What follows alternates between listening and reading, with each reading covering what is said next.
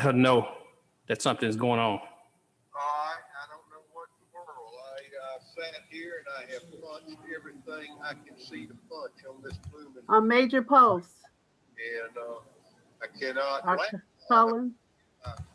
Picture of IT. You know, but that worked. Yes, ma'am, go ahead. I'll call her. Major, can you help Commissioner Kaysen out and unmute him? He can only seem to be able to speak where we can hear him. I had the speakers muted in the meeting room. Okay, that makes sense. Okay, well, once we go live in 1 minute, he'll be able to speak. Okay, thank you.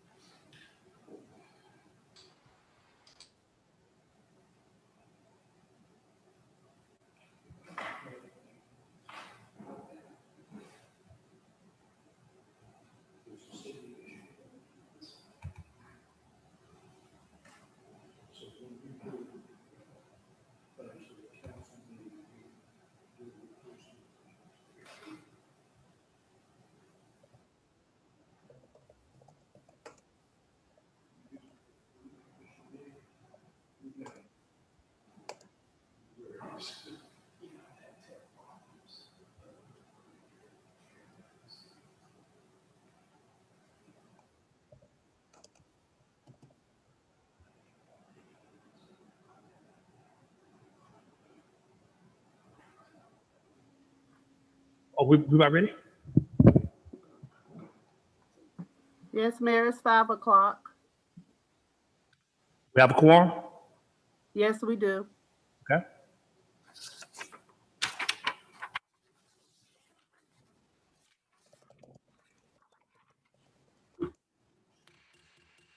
Good evening, everybody. This is Mayor Cornell Harvey. I'm down at City Hall where we're having our City Commission work session. It's a hybrid meeting. Today is Wednesday, April the 7th. And we have a quorum to go ahead and continue with our meeting. Call to order of the meeting. First item on our agenda is a discussion. Director of Planning and Zoning, Mr. John Hunter, and Mr. Russ Marine and Special Projects Manager, Coastal Regional Commission, and Eric Landon, Director of Planning and Government Services, Coastal Regional Commission, to give presentation regarding proposed zoning ordinance revision, phase 1. Mr. Hunter, the floor is yours. Thank you, Mayor, and thank you, Commission, for having us back for another work session. As y'all know, we started the workshop last meeting and started our way through the revisions that we've been working on with the Regional Commission and the Planning Commission. We do have, again, with us as panelists online, a number of our Planning Commission members, so they're able to hear what your concerns or questions might be. And we have Russ and Eric with us who've been working on the project. So we can get quickly to work. I'll turn things over to Russ. And as we move along, I'll be sharing some documents on screen so everybody's able to see them. Great, thank you.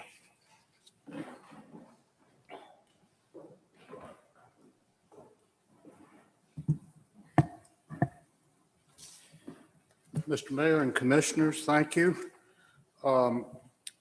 We're continuing to review what we've termed the first phase of the rewrite and clarification of the current zoning ordinance. At the last work session, we paid a good bit of time to looking at the changes in the definitions, which was given to you in a marked up form as well as a synopsis of all of those changes.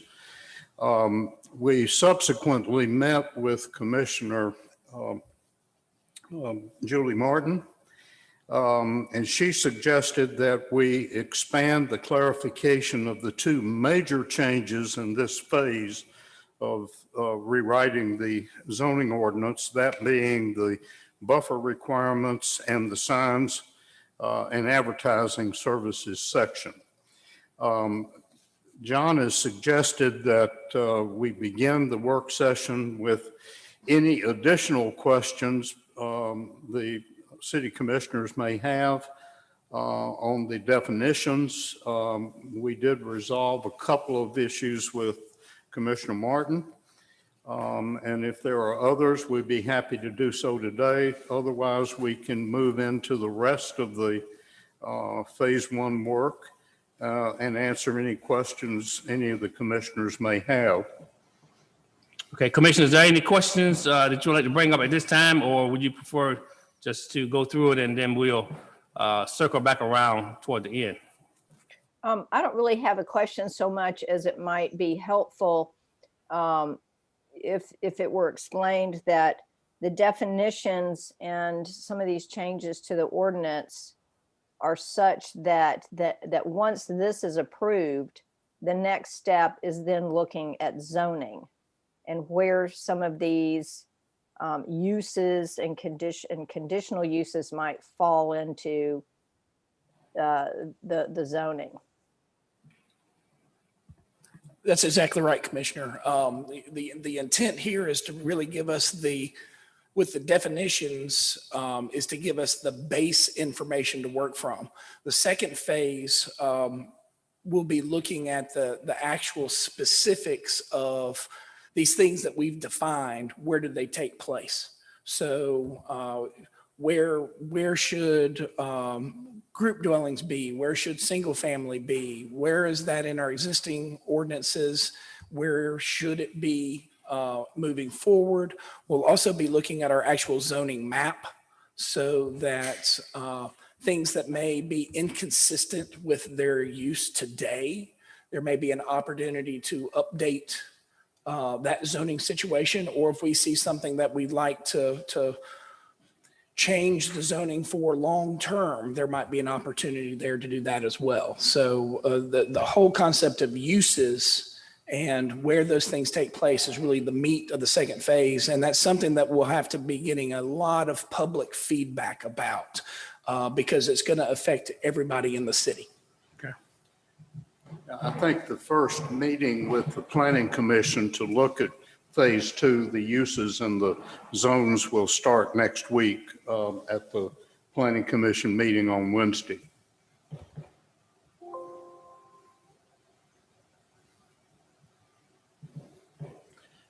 Are there other questions?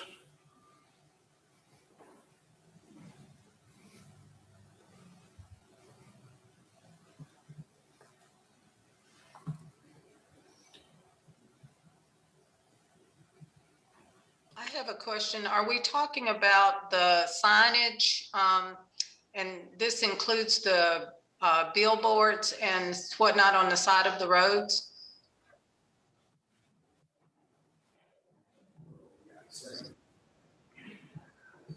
So yes, we first we'll be looking at the buffer ordinance and then we'll be moving on to the sign ordinance. Okay, thank you.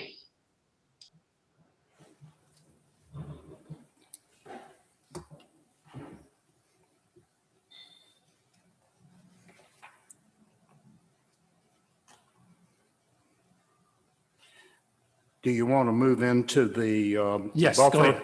Go ahead, please. We took the buffer section of the zoning ordinance and basically rewrote it. The only standard that was in the current ordinance was a requirement that you couldn't see 75% of the wall on a building adjoining a residential zone where a buffer is required.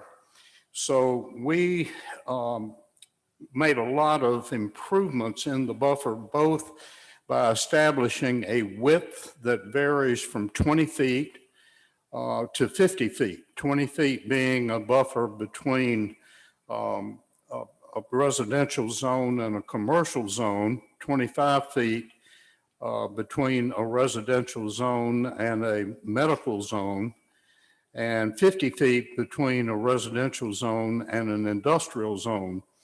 And within that zone, along the entire common property line, we have specified the type of plantings, the density of the plantings, the height, and the spacing, as a way of giving the user specific guidance as to what the city would require in a buffer.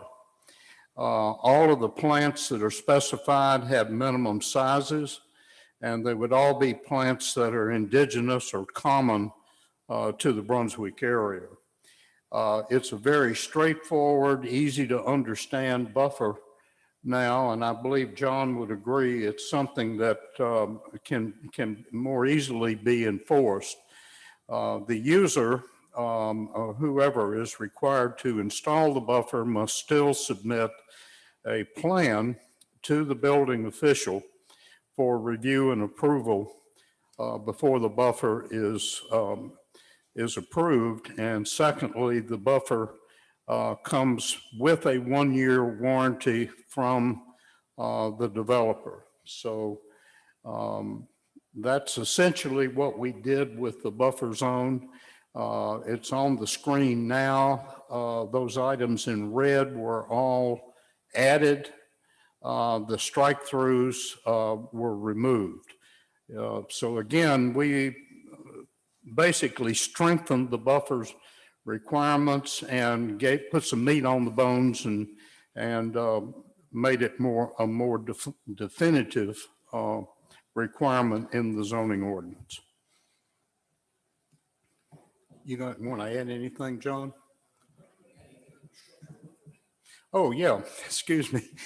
We also defined 2 types of buffers: a natural buffer, which would be a planting in the form of retaining existing trees and shrubs that might be on the property and adding additional trees and shrubs where required to meet the buffer requirements. The second type of buffer, which was not in the code originally, is a structural buffer, which could be a earthen berm, I believe 20 feet high, with a 1 to 2 slope, with plantings at the base and along the top of the buffer. You could also combine a fence with the berm that would allow you to put a smaller fence on top of the berm with plantings in front of the fence on the residential side.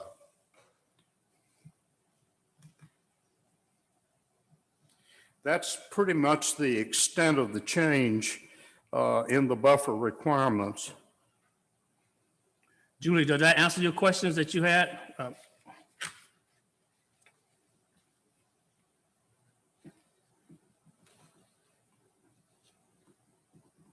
Commissioner Martin?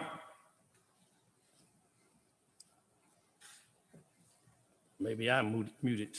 I don't know. Okay, now, yes, I think this helps simplify things a good bit. And certainly, I'm sure as we go through specific requests through planning and appeals, we can always make conditions upon which something's approved if buffers need to change from what the normalcy might be. But this makes it a lot easier to follow, and I think it hits the areas more thoroughly.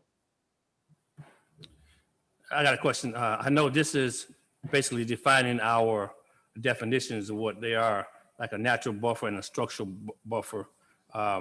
Who determines it should be a natural buffer or a structural buffer? The developer, or who's developing the residential lot or the commercial lot, the commercial, the industrial, the medical lot would be the one that's required to install the buffer. Okay. And we just. And it would be their choice to either use a natural buffer, a berm, or a fence or wall. Right. The idea being that you want to establish at least a 6 foot high visual barrier that's going to grow and expand, of course, over time to something much larger. Before, it was just you would try to block 75% of what you could see across the property line, which could be anything, depending on what's there.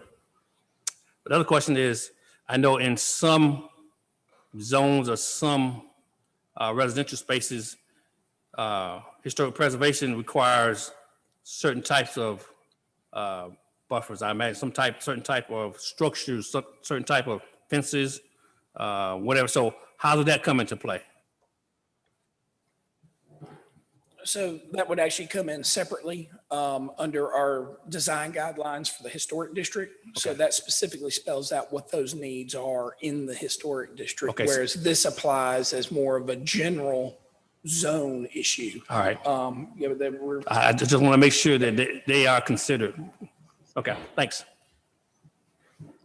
Any further questions? Proceed, sir. Move on to the signs. Okay. We can now take a look at the changes that have been proposed in the sign and advertising section of the zoning ordinance. Here, we basically did a reorganization of that particular section.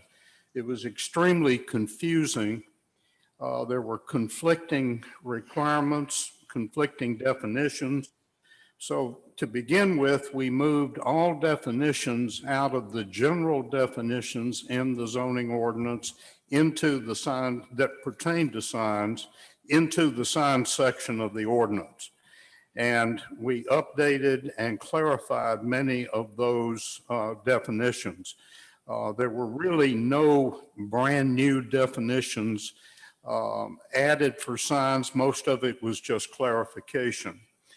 Then working with John, there was a desire to establish those types of signs that would not require a permit and require the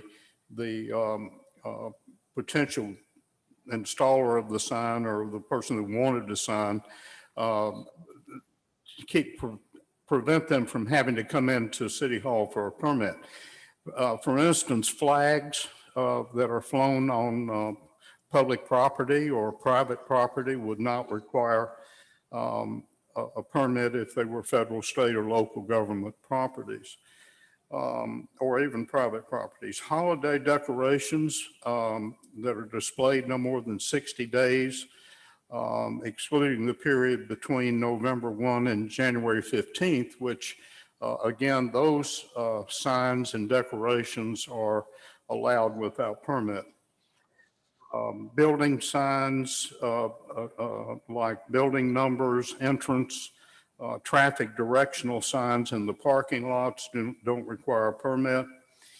Any interior building signs, none of these were clear in the ordinance before, so we put them in here to make it clear. Menus of restaurants that are posted on the wall by the door are not, you don't require a permit for that. Reserved parking signs that the city puts up and businesses put up for loading areas and on their building walls. Signs erected by government, including interpretive signs in a park like Veterans Park. Theoretically, you would have had to get a permit for your own signs there. Real estate signs, which John was particularly interested in, for sale signs, for rent signs that don't exceed 6 square feet can be put up without a permit, but they must be removed 4 days after the property is sold or rented. Sandwich board signs that are common, particularly in the downtown area and in some shopping centers that advertise most of the time menus at restaurants or specials that are going on in the store. Shopping cart return signs, string lights for holiday decoration. John also asked us to add to that some buildings that are put up use string lights for, as part of the building design. And those would be included in the building plans and permits as opposed to requiring some type of special permit.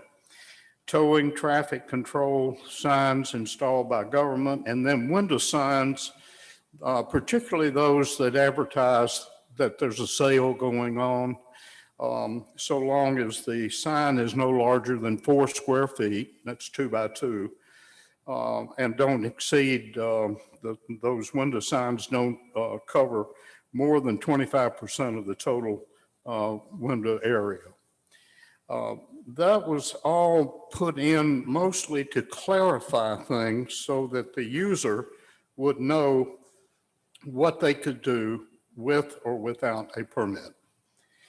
Then we spent a good bit of time straightening out what types of signs are permitted in different zoning districts. There was a lot of conversation and input from the Planning Commission members and also city commissioners on signage within local commercial areas, which are generally located adjacent to and within near distance of neighborhoods. And they did not want to see a lot of large obtrusive signs on businesses and offices in areas like that. So we eliminated freestanding signs in local commercial areas, but allowed building signs, awning signs, or hanging signs, which are more common for that type of business area. Also made it clear that changeable copy signs are permitted in the general commercial and highway commercial zones. These are the signs you see that change the face of a sign or even a billboard at intervals of no more than 15 seconds. So they're not flashing. They can change the copy. Talking about digital signs? I'm sorry? You talking about digital signs? Okay. We also required sign design and placement plans for multi-tenant projects that come before the city, so that all of the signage within a shopping center, mall, or an office complex is consistent and tasteful, and you don't see a proliferation of different types of signs throughout the development. The other thing we did was create user charts and location charts for various types of signs that make it very easy for the user and for the staff when they're working with someone that's going to develop property that wants to install signs, to determine what signs are permitted for what use and in which zone. And Excuse me. what the height, the size, and the location setbacks are for that type of sign. Now, all of this in the old ordinance. No, she's trying to tell you exactly on the screen. You lost the screen. Can I interject before you start on the chart? Go ahead. Just a couple of questions. It said animated signs were prohibited, and I wanted to know specifically what the animated signs was pertaining to. I'm assuming that's different than digital signs. Yes, an animated sign is different from the digital LED in the fact that the changeable copy signs, it's a single message that changes from one to the next, as opposed to a message that think of when you go to a baseball game or something and they put up on the screen the cartoons of the guy stealing second base. That cartoon of somebody stealing second base would be an animated sign. And so putting a static message up for 15 seconds we consider something different than putting up a picture that has lots of moving parts for 15 seconds. So what's the difference between that and one of those long inflatable tube people with the arms that That's an animated sign. okay, so that's an animated sign too. I thought so.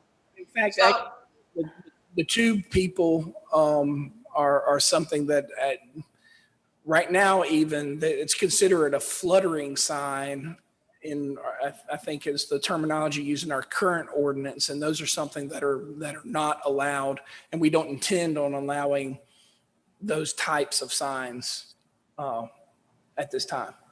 so the fluttering signs we are totally prohibiting? Um, And I'm wondering, because I know a lot of businesses, well, I've seen them around and, they, I don't know. I mean, why are they totally prohibited? Or would be? that's something that we really carried over from the previous code. If it's something that we would like to examine and free up a little bit, it's one of the harder things we have on the sign side to regulate. So people using flags as signs or fluttering ribbons or the inflatable guy or inflatable signs, those are something that we constantly have to try to deal with on the enforcement side. Well, and again, I'm asking because I know in other communities I've seen them and, I didn't realize they were prohibited here. I guess I just didn't notice that we didn't have any. And is that including like the guy on the corner who spins the signs? Are they prohibited as well? So they are allowed if they are not on the right of way. Okay, what about, it said a roof sign. I wanted to paint the roof over there where if they weren't tearing that building down by the Sidney Lanier Bridge, I had contemplating painting historic Brunswick on there, but I guess if it's prohibited, then I couldn't paint it, huh? Currently, yes, roof sign, that's another carryover from our current sign ordinance. Again, that's something if at the will of the commission, if they see fit and would like us to broaden that opportunity for people, that's something we can examine. What's the logic for not allowing it? Not just because it wasn't allowed before. What's the logic for not allowing it now? I'm going to make an assumption on the roof signs is structural concerns. Mainly, if you put some sort of a large sign up on the roof, not only do you have to worry about the engineering of the load of the building to be able to handle it, but we also have about hurricanes. So you're not talking about painting on a roof? Not necessarily painting on a roof. That we might be able to consider painting on a roof, a wall, basically a wall.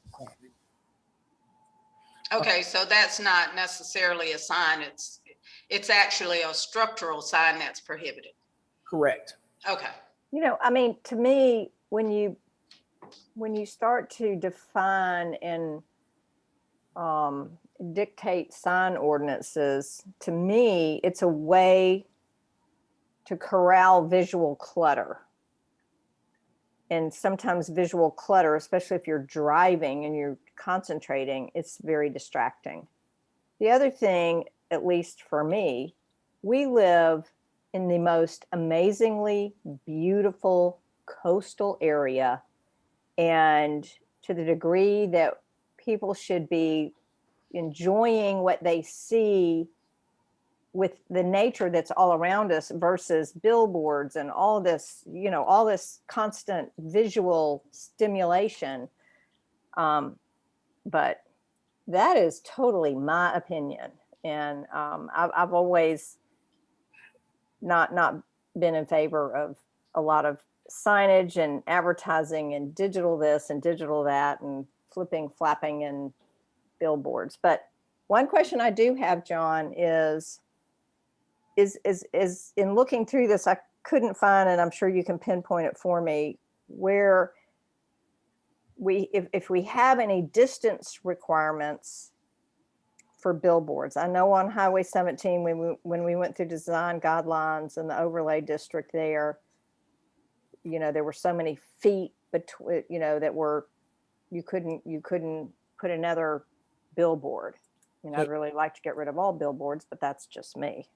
So we did not change any of our base distance requirements. We reorganized where they are within the ordinance, and primarily, I have to flip through to find it, but those distances for billboards would still be in effect unchanged.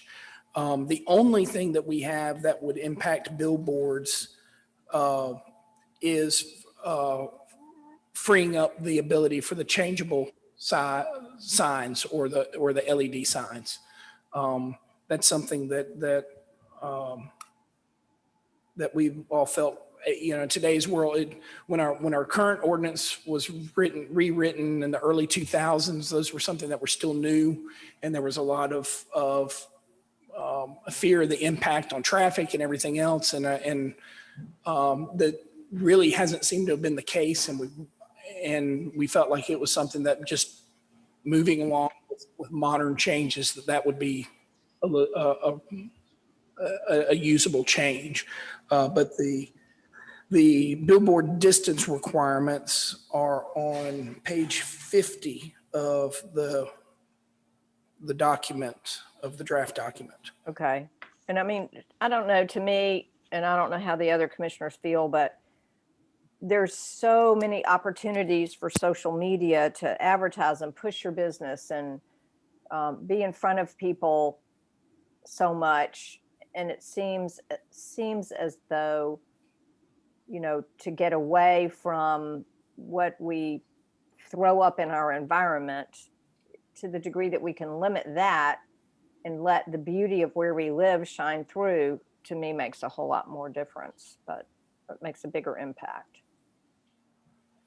I agree with you, Commissioner, but I also don't want to stagnate others that may not be social media apt from being able to afford them whatever means they have available to them financially or whatever other means they may have. So let's be mindful of pigeonholing people. And I think, go ahead. Back when, one of the reasons why for those signs, those type of signs, were because of safety. I remember Arnie Glazer talking to us about, we want people to keep their eyes on the road and not necessarily be distracted so much for driving. That was one of the reasons why we decided to not have those fluorescent type signs, and matter of fact, digital signs too as well. But we have crossed that threshold, and we are drawn that back to allow digital signs, but static digital signs instead of moving signs, like you said. Well, and I think to, Commissioner Martin's point, there's always a place, and I feel like in commercial business areas and areas where, it's not distracting or taken away from the natural environment is certainly appropriate. But anytime there is new signs that are being erected, we do want to, make a judgment on those and not just let them be allowed. So I guess the regulation through this ordinance should protect those areas that we want to keep protected. And it also should allow for promotion in those areas where we want to promote. And we did talk about the digital signs, which I feel like the digital and the static are interchangeable now because of the, advances in technology. Okay. Correct me if I'm wrong, in particular with billboards and some of that signage, once it's permitted, I mean, they're up for like 20 or 30 or 40 years. Is that not correct? They're up for a long time. They are up for a long time, and we have a relatively static inventory of billboards. I think that I don't think there has been a new billboard permitted in the 6 years now that I've been working for the city.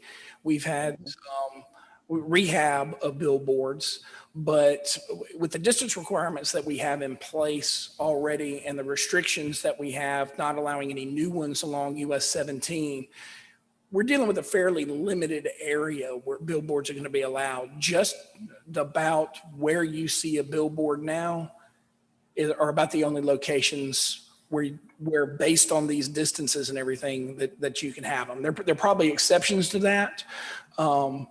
But I feel like it's not something that's a growth issue within the city at this time. Okay. Thank you. Right. Yeah. And when Russ is pointing out, one of the things we have is a 300-foot setback from residential properties, which I don't think we had prior to the changes in this ordinance in the early 2000s. So we've got a number of billboards that are grandfathered, that if they ever go away, they won't be able to come back. I can think of specifically, there are a couple on Gloucester Street. There's one at the Spur in Altama that's within 300 feet of residential property. So that, that's one of those things to keep in mind is we're not in a situation right now where we're going to be inundated with more billboards.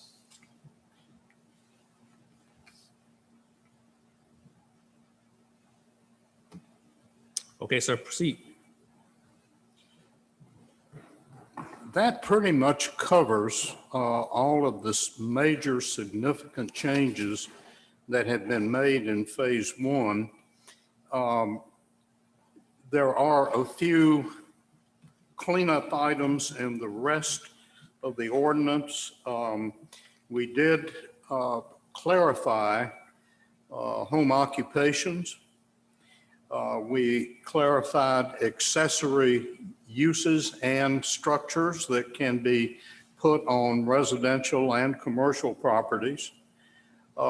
We made some clarifications and improved the text on parking requirements and updated a lot of parking requirements for commercial use and established a maximum number of parking spaces that could be put on a commercial property.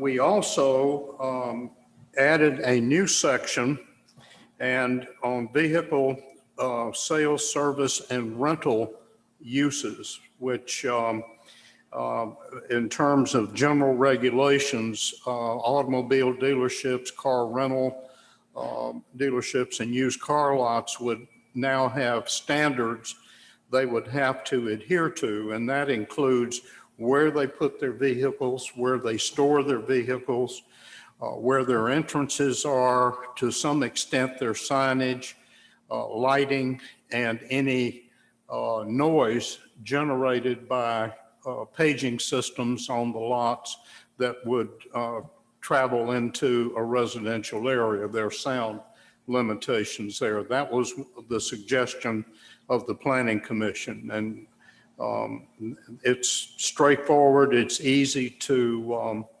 enforce, and it's clear for the user. Okay.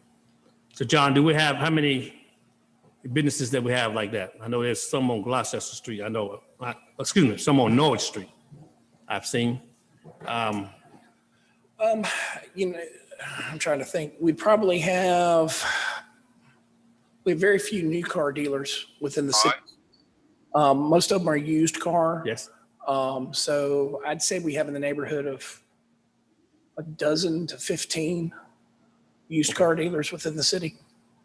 And they all have licenses to operate as a used car. Right, they do. So and typically a number of them have conditional uses that we have placed on them already. In fact, we've got another one that's on our agenda for the regular meeting tonight. Okay, so please, as we move forward with the affected groups that our signed ordinance affect, reach out to them or send them a text, send them an email or something, let them know that we are contemplating changes our ordinance. And so they can be able to have when we have our public hearing, they'll be able to come if they have any questions. Please. Mayor Harvey, Yes. this is Johnny Case, and I want to ask, and I may have missed it, and I apologize. I'm having some technical difficulties with this meeting, but I'll make it somehow. But how about miscellaneous signs that we see in the right-of-ways? They're all over town, all over everywhere. They're on every corner almost. But how are we addressing those? Okay. John? So currently the miscellaneous signs that you're speaking about fall, they We buy houses. they are of a size that does not require a permit. Our issue typically is people, whether it's businesses that are trying to solicit a certain thing in a certain area. They're trying to advertise something that they're putting them in the right of way. And it is very specific within our existing sign ordinance and the future sign ordinance that signage within the right of way is not permissible. It is probably the number 3 or number 4 thing on our code enforcement list that we deal with on a daily basis is picking up signs, trying to determine, when they've got phone numbers on them, we call, we try to track down the business that is putting them out, cite them, educate them about what's going on and what our sign ordinance is. But it's one of those things like illegal dumps. It's one of those things that are a problem in almost every community. It's something that our code enforcement works on constantly. Why don't we regulate those signs a little closer? Why not do that at this time? It's a problem. Campaign signs are problems. Months and months after political campaigns. Campaigns. Anything in the still right of have way. Campaign signs out on the side of the road. That's costing the taxpayers. These signs that we're permitting have an intrinsic cost to them. And we should deal with that at this time. If the commission, if the commission feels like this is warranted, I do. I really do. It just, and I think the only way that we can get a handle on it is to let people know. It's called education, I guess. Educate the public better, and I think there should be a fine for leaving signs like these "We Buy House" signs, and there's just a myriad of other things. I'm not picking on those, but those are the ones I've seen most recently. So, I would hope that we're very explicit in, determining that any signage must be within property boundaries. Anything that's in the right of way is prohibited. Unless it's sanctioned by the city. Though, and we're not dealing very efficiently with them. They're all over. Yeah.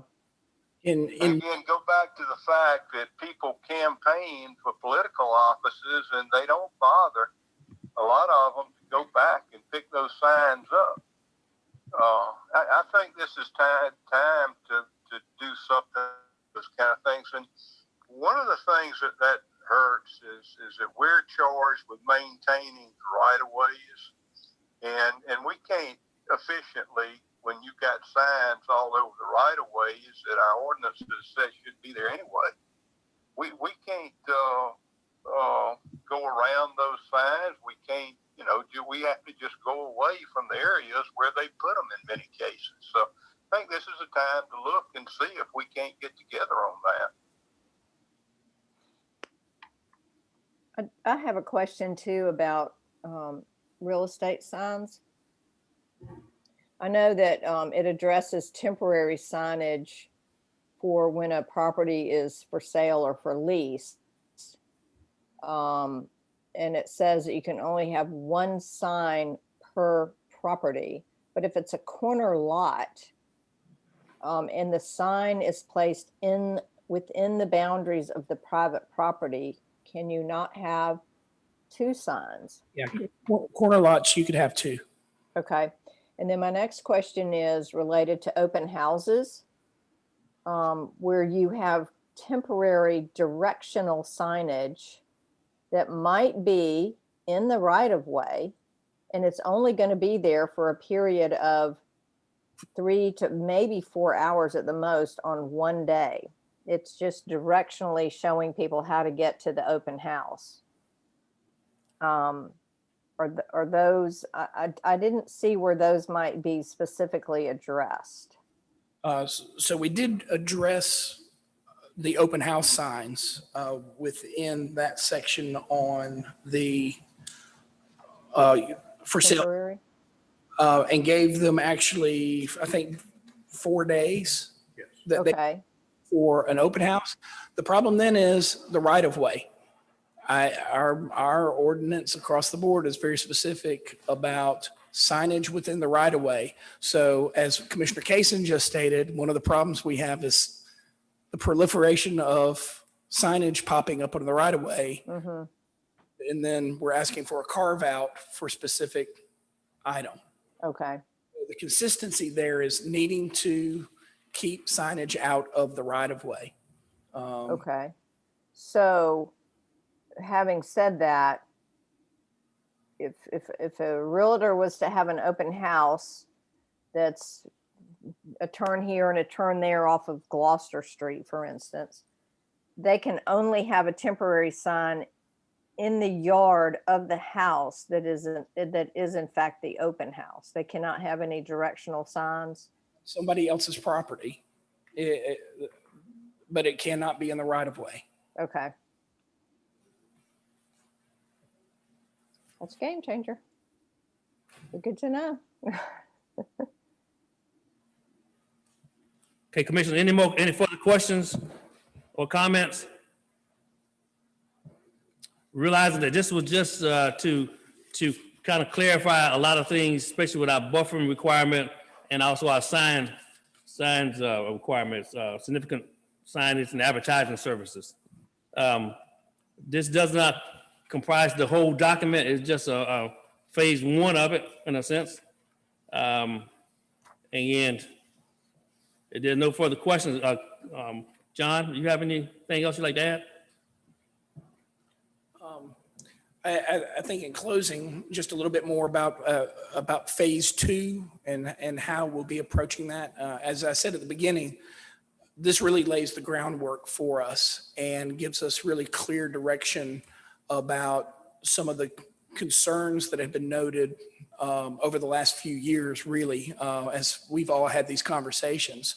So this is the behind the scenes work that sets us up for really the harder work ahead, which is looking at the on the ground zoning. So what uses are we going to allow or disallow in residential areas? What uses are we going to allow in commercial areas? How do we want to, are there changes that we want to make from what's allowed now? Are there things that we want to stay the same? How are we going to approach conditional uses? And really gather not only your opinions, but as I said before, this will be something that'll be much more engaged with the public so that we make sure that we're getting a great voice about how we can keep our uses around the city compatible, how that maps out, and how that guides future development for the city. So other than that, it's a long slog. We're going to keep getting there. We're ahead of the county on this one. They're working on theirs too, and we're making real progress. So we appreciate your time tonight and at the last meeting as well. Another reason we split it into two phases is with the virus out there, we could not have neighborhood meetings and and stakeholder meetings that we need to have when we're starting to deal with the actual zones and the uses. But getting phase one accepted and approved enables us to go ahead with phase two and start applying uses to the various zones. Well, and I want to say thank you, because I know this is a lot of work. It's a huge effort. It's just like you said, John, you got to slog through it. I really appreciate CRC, Russ and Eric coming along and helping out, looking at best practices in other communities and other cities so that you don't have to totally reinvent things. But really, John, I think too, you've got some longevity here in the community and understand where some of the problems and the issues have been. And y'all have just done a great job plowing through this, and I really appreciate it.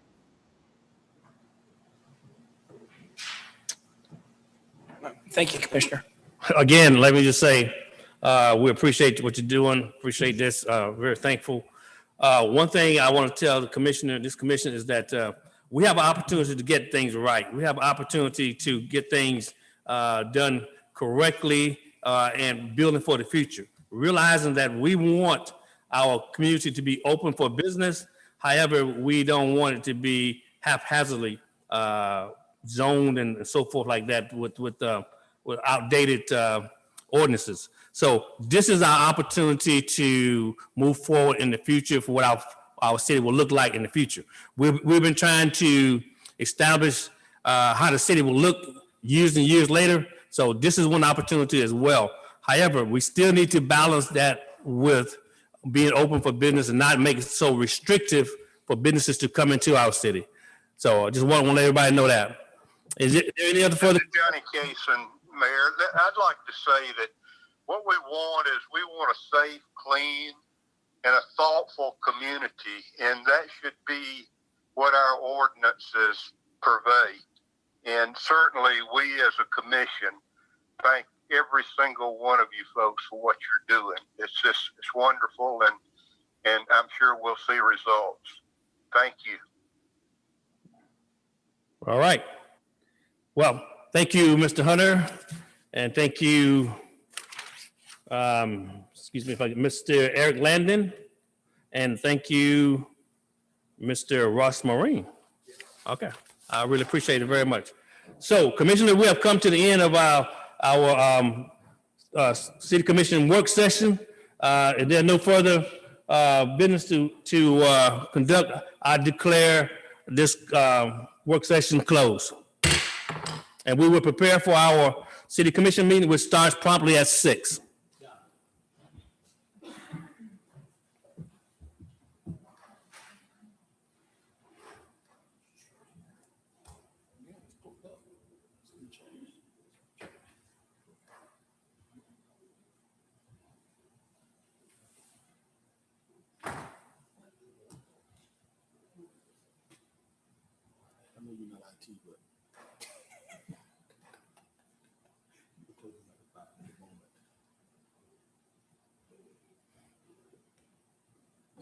Yeah.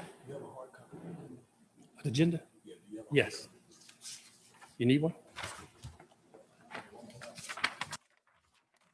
Should be one back in the back there somewhere. Should be one back in the back, hopefully. Thank you. Al, I need you to give some help to Commissioner Williams. He can't get his laptop to. Screen won't come on. And I'll do the motion to add the amendment to the agenda. You're live, Mayor. Is it? You're live. Oh, we're live. Good evening, everybody. This is Mayor Cornell Harvey, along with Commissioner Vincent Williams, and we have other 3 commissioners on virtual. Commissioner Julie Martin, Commissioner Johnny Cason, and Mayor Pro Tem Felicia Harris. So I'd like to call to order of the City Council meeting dated Wednesday, April the 7th. It's a hybrid meeting, as I mentioned, virtual teleconference via Zoom. We will I will ask Commissioner Williams to do our invocation, and I will do the Pledge of Allegiance. Right? Let us bow our heads. Eternal God, our Father, we come now in the name of your Son, Jesus, and we pause and we say thank you for this day. Father, we thank you for this beautiful city in which we live. And Father, we come now to do the business of this city. We ask that you would govern our hearts and our minds, that you would give us clarity and understanding in every issue, God, that we might be able to make the very best decision that will work for everyone that's involved. Father, we love you. We give you great praise. We thank you for the opportunity to live in this great city, this great state, and this great country. We love you and we thank you for all things. In Jesus' name we pray. Amen. Amen.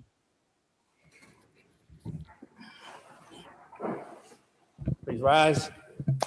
I pledge allegiance to the flag of the United States of America, to the republic which stands, one nation under God, indivisible, with liberty and justice for all.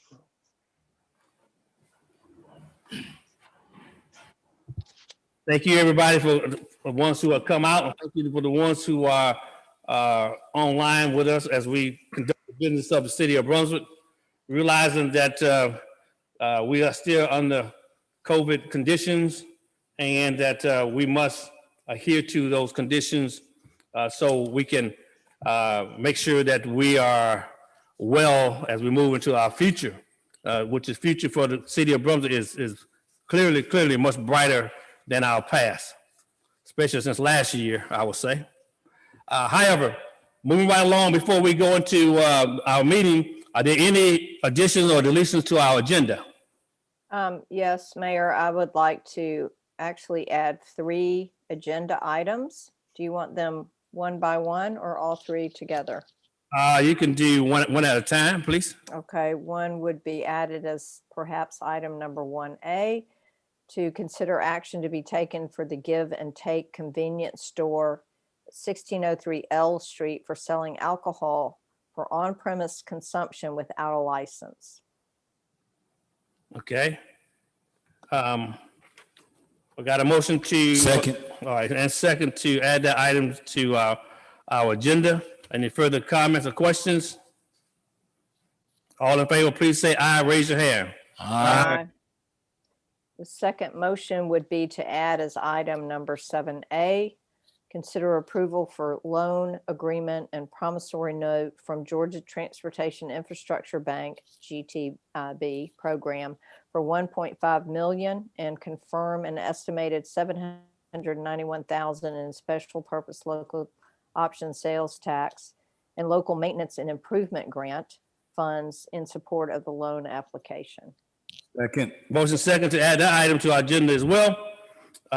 Any further comments or questions? All in favor, please say aye, raise your hand. Aye. Aye. And the third item to make a motion to add to the agenda as item number 7B, consider approval of a contract with Georgia Asphalt Producers to construct the improvements as planned by the Lanier-Gloucester Intersection Improvement Study. Second. Okay, motion second to add that item to our agenda. Any further comments or questions? Hearing all in favor, please say aye, raise your hand. Aye. Okay, that item is added as well. Okay, as we move forward, Is that all right? is that all the items to be added? Good. Okay, we'll move forward. Our first item on our agenda is public hearing alcohol beverage license, which is a new license. Our deputy marshal, Ms. Monday, will be presenting, and this is considered for approval new alcohol beverage license for Cravers Wings and Grill. Owner is Phil and Ladrina Ransom at 3421 Cypress Mill Road. Excuse me? Paul. I'm sorry. Please forgive me. What did I say? Phil. Paul and Ladrina Ransom. Y'all excuse me. Oh, there's Paul. Okay. 3421 Cypress Mill Road, Suite 1 for on-premises consumption of beer and wine with Sunday sales. Yes, sir. And hello, Commission. Have good evening. I do have Cravers Wings and Grills requesting a permit to sell retail on-premise consumption with Sunday sales. Background fingerprint checks has been completed on the owners. Mr. and Mrs. Ransom are, there was nothing listed that would prevent either of them from possessing an on-premise consumption license. The location has been checked against the ordinance and found no violations. Mr. Ransom has been given the copy of the ordinance and is present tonight to answer any further questions that you may have, and I present this request for your approval. Okay, any questions for our marshal, commissioners? Yeah, yes, sir, Mr. Mayor. What was your recommendation on? For this business, I Yes. would approve them. Okay, just want to know. All right. Any further questions? Okay, is the owner here? Yes. Come step forward, sir.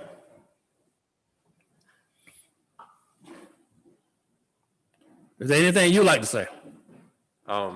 Yes, thank you for having us today. Thank you for listening what we're trying to get done. We're trying to grow our business. I'm a pretty new business, like coming out of the pandemic and everything. You know, we start off as takeout, but we have a lot of people want to come sit in, you know, come eat wings on their breaks or after work and things. So I found that there's been a lot of requests for being wings. That's actually a common thing, you know, with wings here in Brunswick and just everywhere we've gone to. And so we want to add it just to try and add some more revenue, to try and kind of just get our sales up, trying to get more people thinking about cravers, you know, because it's competitive, you know, in the wing business, but just try and get our name out there, just add something new and add a convenience for our customers. So that's what we want to try and do. Are you aware this is for on premises consumption? Yes, sir. Okay. Any questions for Mr. Paul? I apologize, I messed up your name. Please forgive me. All right, good. Okay, thank you, sir. Thank you. All right. Well, commissioners and people who are online with us and who are also in attendance to our commission meeting this evening. This is a public hearing, and with all our public hearings, we offer the public opportunity to speak for or against the granting of this petition for alcohol beverage license. So therefore, without further ado, I'm going to open it up for anyone in the audience or online who would like to speak for or against the granting of this new alcohol beverage license. If you're online, please put your hand in the chat, and our city clerk will recognize you and you get the opportunity to speak. So the floor is open for anyone, especially in the building or online, who would like to speak for or against the granting of this petition, this alcohol beverage license, excuse me.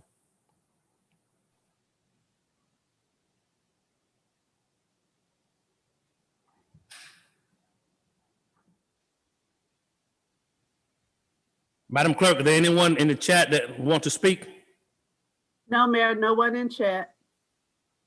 Okay.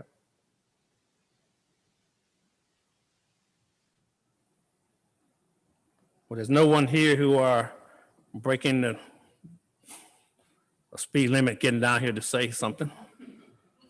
I'll make a motion to approve the alcohol beverage license for Carvers, or Cravers Wings and Grill at Second. 3421 Cypress Mill Road, Suite 1. Second. Second. There's a motion and a second for the issuance of this new alcohol beverage licenses for on-premise consumption of beer and wine with Sunday sales for Cravers Wings and Grill. Are there any further comment or questions?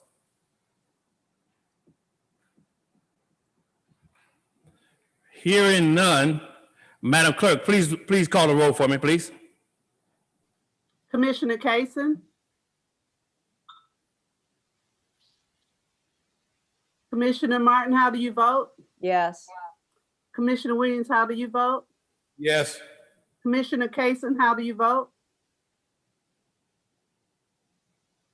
Okay. Yes. Mayor Pro Tem Harris, how do you vote? Yes. Mayor Harvey, how do you vote? Yes. So, Commissioner, it seems that motion carries unanimously. So, I ask the marshal, please let the owner know exactly what needs to be done. Thank you so very much. And thank you, Mr. Paul and Miss La Adrena Ransom. I appreciate it. All right, thank you. You didn't hear me. They have great food. Yes, yes. Okay, moving right along. We are at public hearing land use. Number 2 is abandoned petition number 2101 from Kelly Hyatt. I thought there was an added agenda. We have an agenda item. number 1A. Sorry, excuse me. I forgot something. That's okay. 1A, I apologize. We'll go that. Okay. Now, have an incident report to report from the Give and Take, also known as the In-N-Out Convenience Store located at 1603 L Street. On April the 4th, the clerk, Charles Whitfield, and the owner, Mr. Delisle, was arrested for allowing alcohol to be consumed outside the business parking area. This is in violation of the ordinance section 318.3, which states it shall be unlawful for any person to drink or attempt to drink any alcoholic beverage from a can, bottle, or glass, or to possess in an open can, bottle, or glass any alcoholic beverage on the street, sidewalks, right-of-way, parking lots, whether public or private. I present this incident with the recommendation of probation for 3 to 6 months. Commissioner, you heard from our deputy marshal concerning this violation about I guess In-N-Out. What it was? Yes. Okay. It's called the Give and Take, but it's also Give and Take. the In-N-Out. Also known as, okay. Commissioners, any comments you have? Recommendation for 6 months probation? Now, well, I have a question. This is the first incident that I have on record against them as far as alcohol is concerned. So that's the reason I thought that. Is the owner here? No. Okay. I thought that was one of the requests that we put in for the owner to be present when there's some type of violations. Right. And well, he was incarcerated. No, I'm sure, I think it was open, but I'm not sure if he's still incarcerated. Okay. So question, I guess, is, was this a state violation or was it a local violation? It was a local violation of our ordinance. Okay. Any comments, commissioners? Well, I got one. I'll just say this is my comment in that, we keep, I don't know how many violations we have had previous. It seemed to be the first one for this year. Yes, in the last year, I go back 2 years, and he hasn't had one as far as alcohol concerned. Right. In 2 years. And probation without a fine? Probation without a fine for first offense.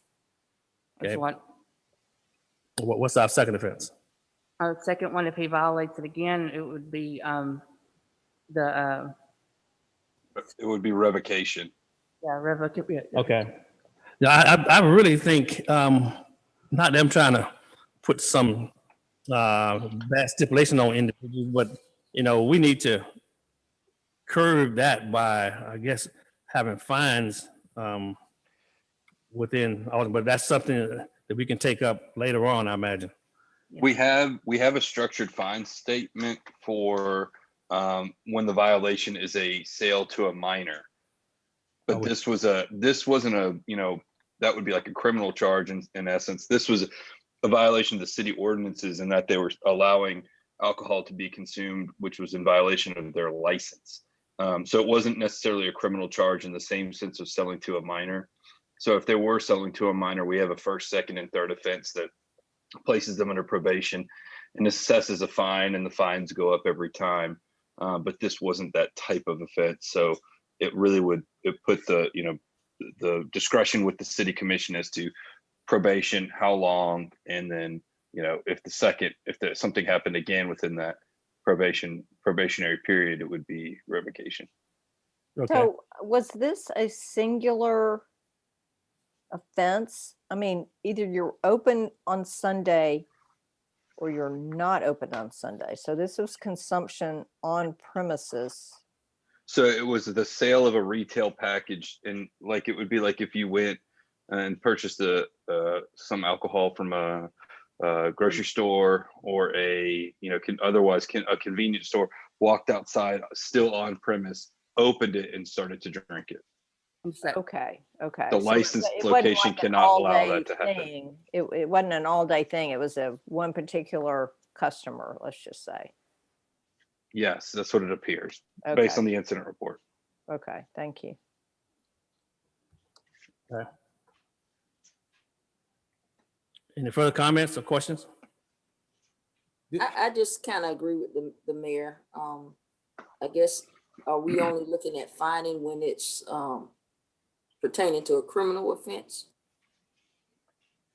The fines are only set forth when it's related to a sale to an underage or a minor. But I mean, we certainly could amend it to say, maybe we should amend it to state that, that structure would just be applied to violations of our ordinances. I mean, we could do that, certainly. I think we would curtail a lot of lottery. Right. I think that the owner, if I'm thinking about the right location on L Street, is probably familiar with the fact that there's quite a bit of loitering. I guess the way it was fenced off, somebody said that one property was on one side and one property was on the other side. But I don't know, how that works or what the situation was. Was it on 1603 L Street property, or was it on 1605? Yeah, it was on 1603 because in Okay. the front parking lot is where the arrest was made. Okay. So they're hanging out, congregating, and consuming. Yeah, and a female apparently took a drink as a police officer. Yeah. Which, We got to remember, lottery is lottery. Okay. And see, and then that begs to differ. Then if the cashier or clerk knew that the person was drinking, we don't know that. Oh, that's true. Per se. Now that's true. But And they be they out can look at it and see. making sure that they're moving on and not loitering too, as well. So Yeah, do they have signage as such on the property? Like, it's actually painted on side, the no drinking on premises painted on. Yeah. Wall, but Yep. It's painted on the exterior of the well, property. justice should be served on both sides. Okay. Just saying. Well, and if it becomes habitual, Mhm. if it's demonstrated to be habitual, then it needs to be addressed. Exactly. And we've seen some issues with both of the properties that are being discussed, and code enforcement's been out there quite a bit in the past. I would say greater than 2 years ago, and they've significantly cleaned up the property at 1605, the blue building, I believe. And I think they've also cleaned up the property we're talking about tonight quite a bit in terms of whether there was code enforcement violations or anything like that. But it just needs to be something that always kind of needs to be watched, I would think. I think that each case should be weighed on its own merits. And so when situations like that happen, if it's been demonstrated to be something habitual and potentially a nuisance or dangerous, then consideration should be weighed in as to the continuance of this alcohol violation. Right. But I mean, we don't just automatically, because we don't want to just hit people. Just, but consideration should be considered on each case. Right. And this is pertaining to this alcohol violation. It's, it's not nothing Just the one outside violation. of that. Right. Yeah, and I understand that because I've seen not just there, but other locations in the city. I won't name them, Right. but other locations in the city where people will walk out of package stores and sit around under the tree, and I'm like, what the world? But you know, those are things that we'll have to deal with as they come about. So, Okay, commissioners, so we have a recommendation by our deputy marshal, Ms. Monday, and for probation for 6 months for the violation. I'm sorry that the individual is not here. However, that's one of the requirements we try to establish, that the individual be here. Well, I'll make a motion that we put forth a 6-month probation for local violation of selling alcohol for on-premise consumption for 1603 L Street. Second. before we move on, Mr. Mayor, I want to ask a question. Wait, hold up, sir. You can ask a question after that. Okay. Motion second for the approval of the recommendation by Deputy Marshal Monday for 6 months probation for this establishment. Now, additional questions, Commissioner Williams? What are the stipulations of the probation? Any other reoccurrence within that 6 months would go to revocation. Unless you put in an ordinance change to add fines. And we'll have to make the owner aware of the commission's decision tonight. And by ordinance, he still has the right to request an appeal just of tonight's decision. So he still could bring back and plead his case to see if he could get it, Yes. prove anything. So my question is, he's still able or permitted to sell alcohol? Yes. Oh, yes. Yep. Okay, I just want to make sure that, I'm just trying to make sure that I understand what we're doing as far as probation. Yeah, he's just basically being placed on a watch list. Okay. Pretty much. He can still operate. Yeah, he's not been hindered from anything, from operating as normal, except before he's on the radar. I know at one point we actually shut down for a week or something to that effect as a probationary type thing. So I didn't know if that was something that was considered or this one. Yeah, not on this, I guess, night part of it. No, if there was a murder or something that happened in the process of it. I think that situation was a little more. It was a little more dangerous.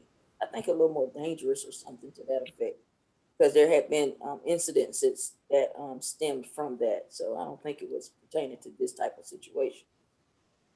Yeah, I think like you were saying, I think the other case was different violations and they had more than one over a period of time. So, okay. Okay, any further questions or comments?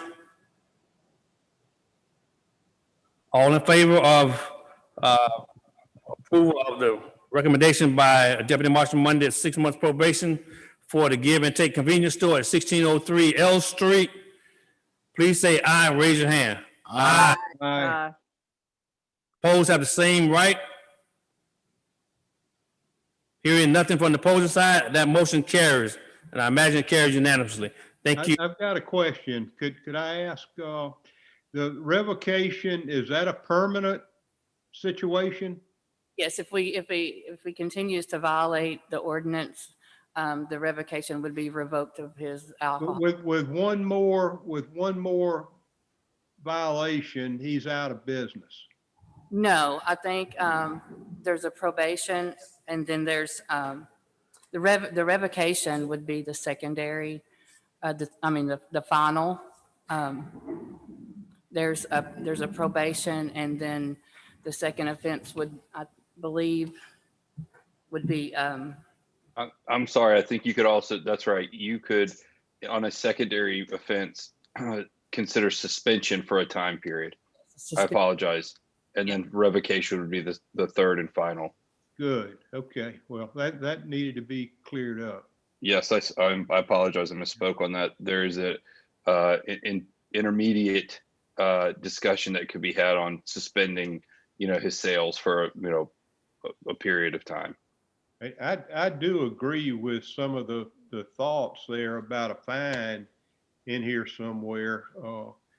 I don't see where it would hurt to look at that at all. Okay. No further comment. Thank you, Ms. Mundy. I appreciate Thank it you. very much. Have a good evening. All right, no problem. Okay, I believe our next item is a public hearing land use. Abandonment petition number 2101 from Kelly Nat. Say that again? Nat, owner of 1729 Norwood Street, requesting the abandonment of the unused 2.5 feet right of way that adjoins her property on the 8th Street side. Mr. Hunter is presenting. Thank you. Thank you, Mayor. I'm going to pull up our report here so that we can see the situation we're talking about. Ms. Nat came to the planning department a few months back with some questions that her surveyor had encountered after she purchased the building, where they found that on the west side or the of the building, there was an unused 2.5 foot right of way that adjoined her property and came from 8th Street into the interior of the block. This is the remnant of what we commonly call a honey alley. We had 5 foot wide easements into the middle of the block to remove waste from households. As we researched it, we found that the other half of the right-of-way had already been abandoned and had been deeded over to the adjacent property, as well as the remainder of the right-of-way throughout the block. Those properties were owned by a church at the time, we believe, are now owned by another individual. And this took place sometime between 1986 and 2006. Mr. Corey and I combed through minutes, deed records. We found where the other 2.5 feet was deeded to the neighboring property. As y'all know, typically when we do an abandonment like this, we split things down the middle, give half to one side and half to the other. It appears that there was never a deed recorded for what is Miss Nat's property at 1729 Norwich Street. She is in the process of converting that building from offices to residential, and adding that 2.5 feet to her property will allow for better access for utilities for the added project. So there are no utilities in the alley now.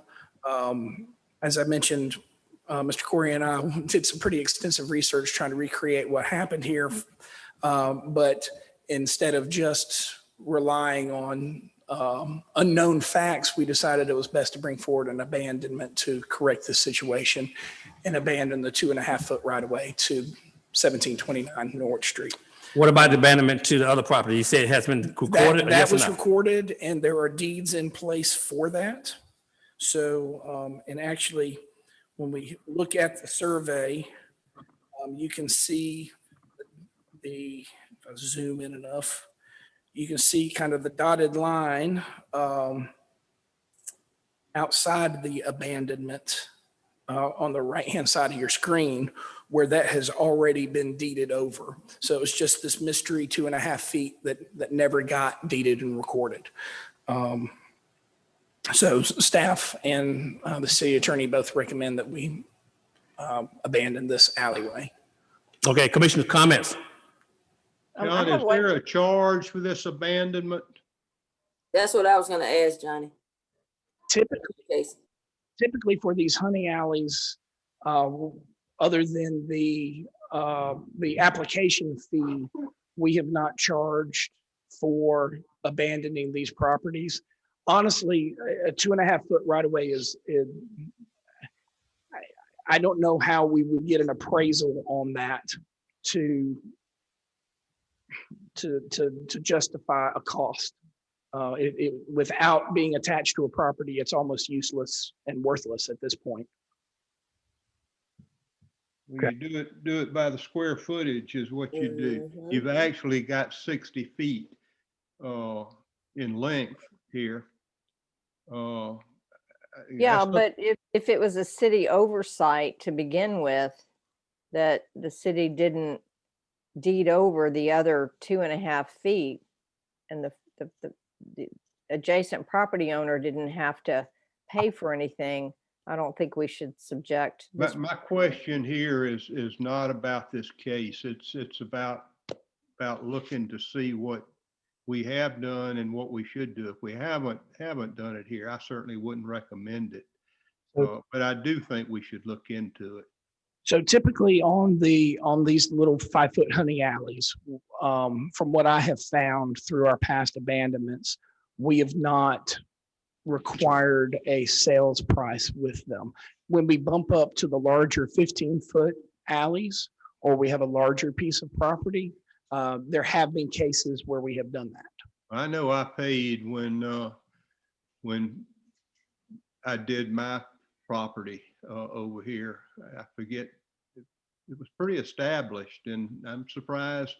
You know, I hadn't thought about it. I remember us doing the honey alleys before, but I just thought that maybe any fees were being paid and they were not part of this process. But I definitely recommend looking into it. And another thing that I think that we should consider is that if one part of a right of way is abandoned, then you know, you potentially exclude people from using an alley perhaps. And I think that should be a consideration before we do anything, that we're not keeping people from using an alley. I mean, that may be being done. I don't know. That was one of the things in reading this that I thought about. So those are definitely some of the things we look at in abandonment lists. Is we do get people calling a number of times to ask to abandon a fully functional alley. You know, and you know, honestly, we look at a lot of those issues that you're talking about before we even get down the road of bringing the applications forward to you. In a couple of cases, we've even just basically rejected it outright as that's an active alleyway. You'd have to have 8 property owners agree to abandon that piece of property. If you could get that, bring it forward and we may consider it. This case really is a matter of correcting something that we believe was not done correctly in the past. And that 2.5 feet was not deeded as it should have been for some reason. John, am I correct? Is this a corner lot? The corner lot, the building is at the corner of Norwich and H. So it's probation offices. Okay. Recently, it's right across from Central Hardware. Okay. And in fact, I can show you a picture. If I can get my technology here to work. The picture we had was a side view.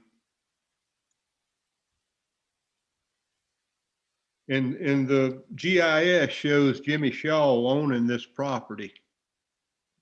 No, sir. Yeah, it does too.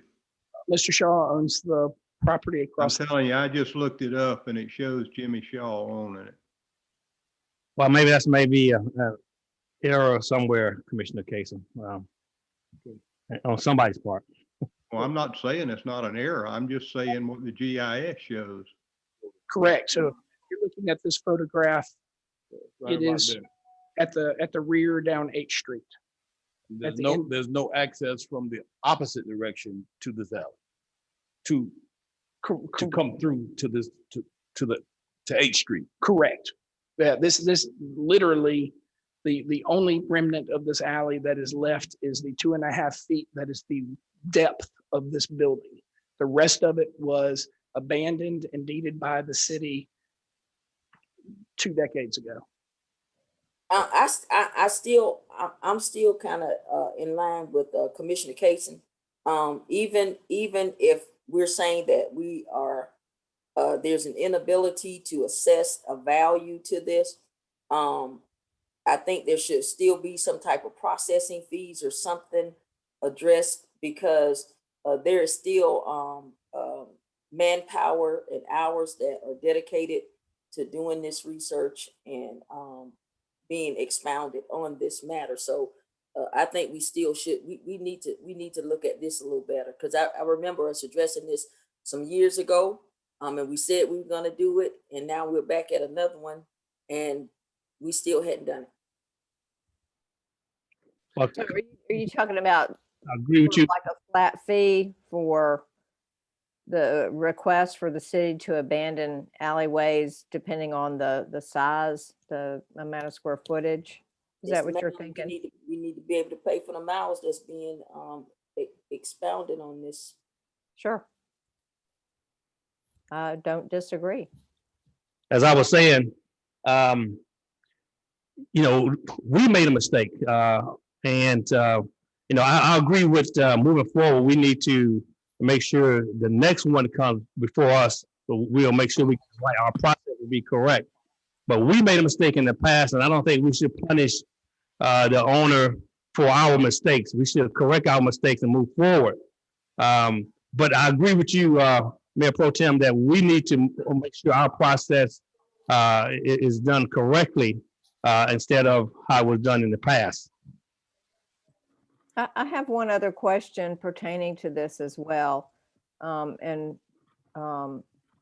Corey, maybe you can answer this question, and that would be, since the owner is wanting to go from commercial to residential, is this particular applicant going to need to come forward for approval for rezoning, or is it permitted in this location to go from commercial to multifamily residential? Believe, go ahead. I mean, I was going to say, John might be able to have to correct me, but I believe residential is a permitted use already. Typically residential is a permitted use in most of our light or commercial zoning properties. And I want to just clarify, because I do want to, we're talking about an owner. The owner of the property we're talking about, 1729 Norwich Street, is 1729 Norwich Street LLC. And that's parcel number 01-02161. James Shaw owns 1729 Norwich Street Lane, which is 0106843. So I just want to make sure we have clarity as to the property that we're talking about if we're going to move forward with the approval. And what about the parking for the proposed development?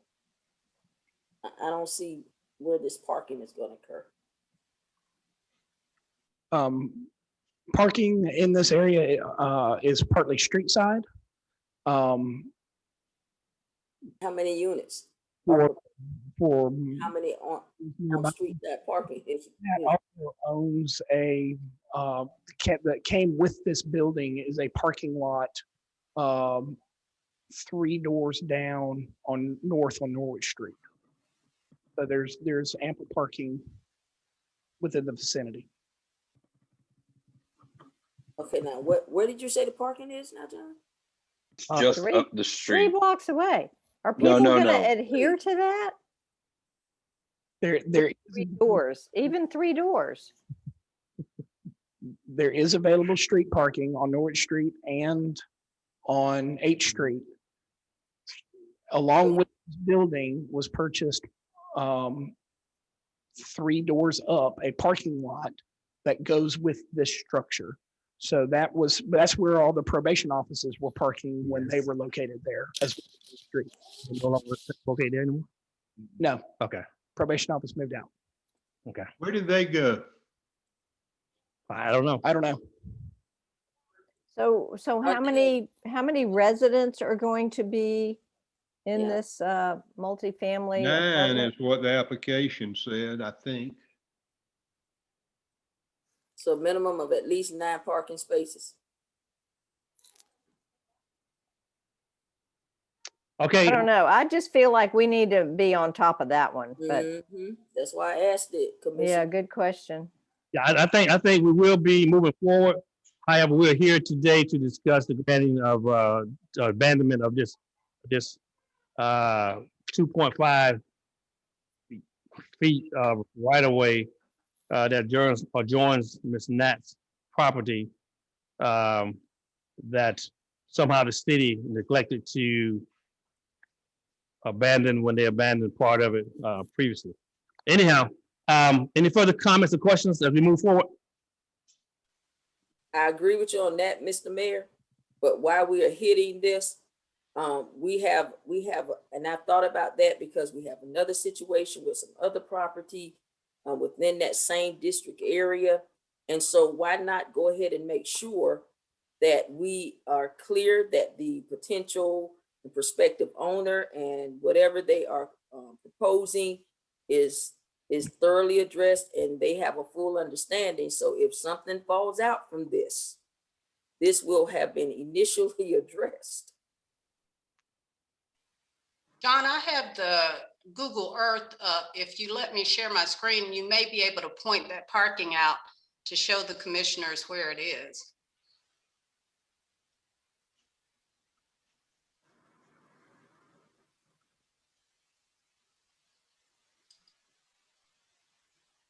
Yeah, because we don't want to have to come with a oops down the line. Can you see it now? Yes. John, can you see the parking? Am I pointing to it?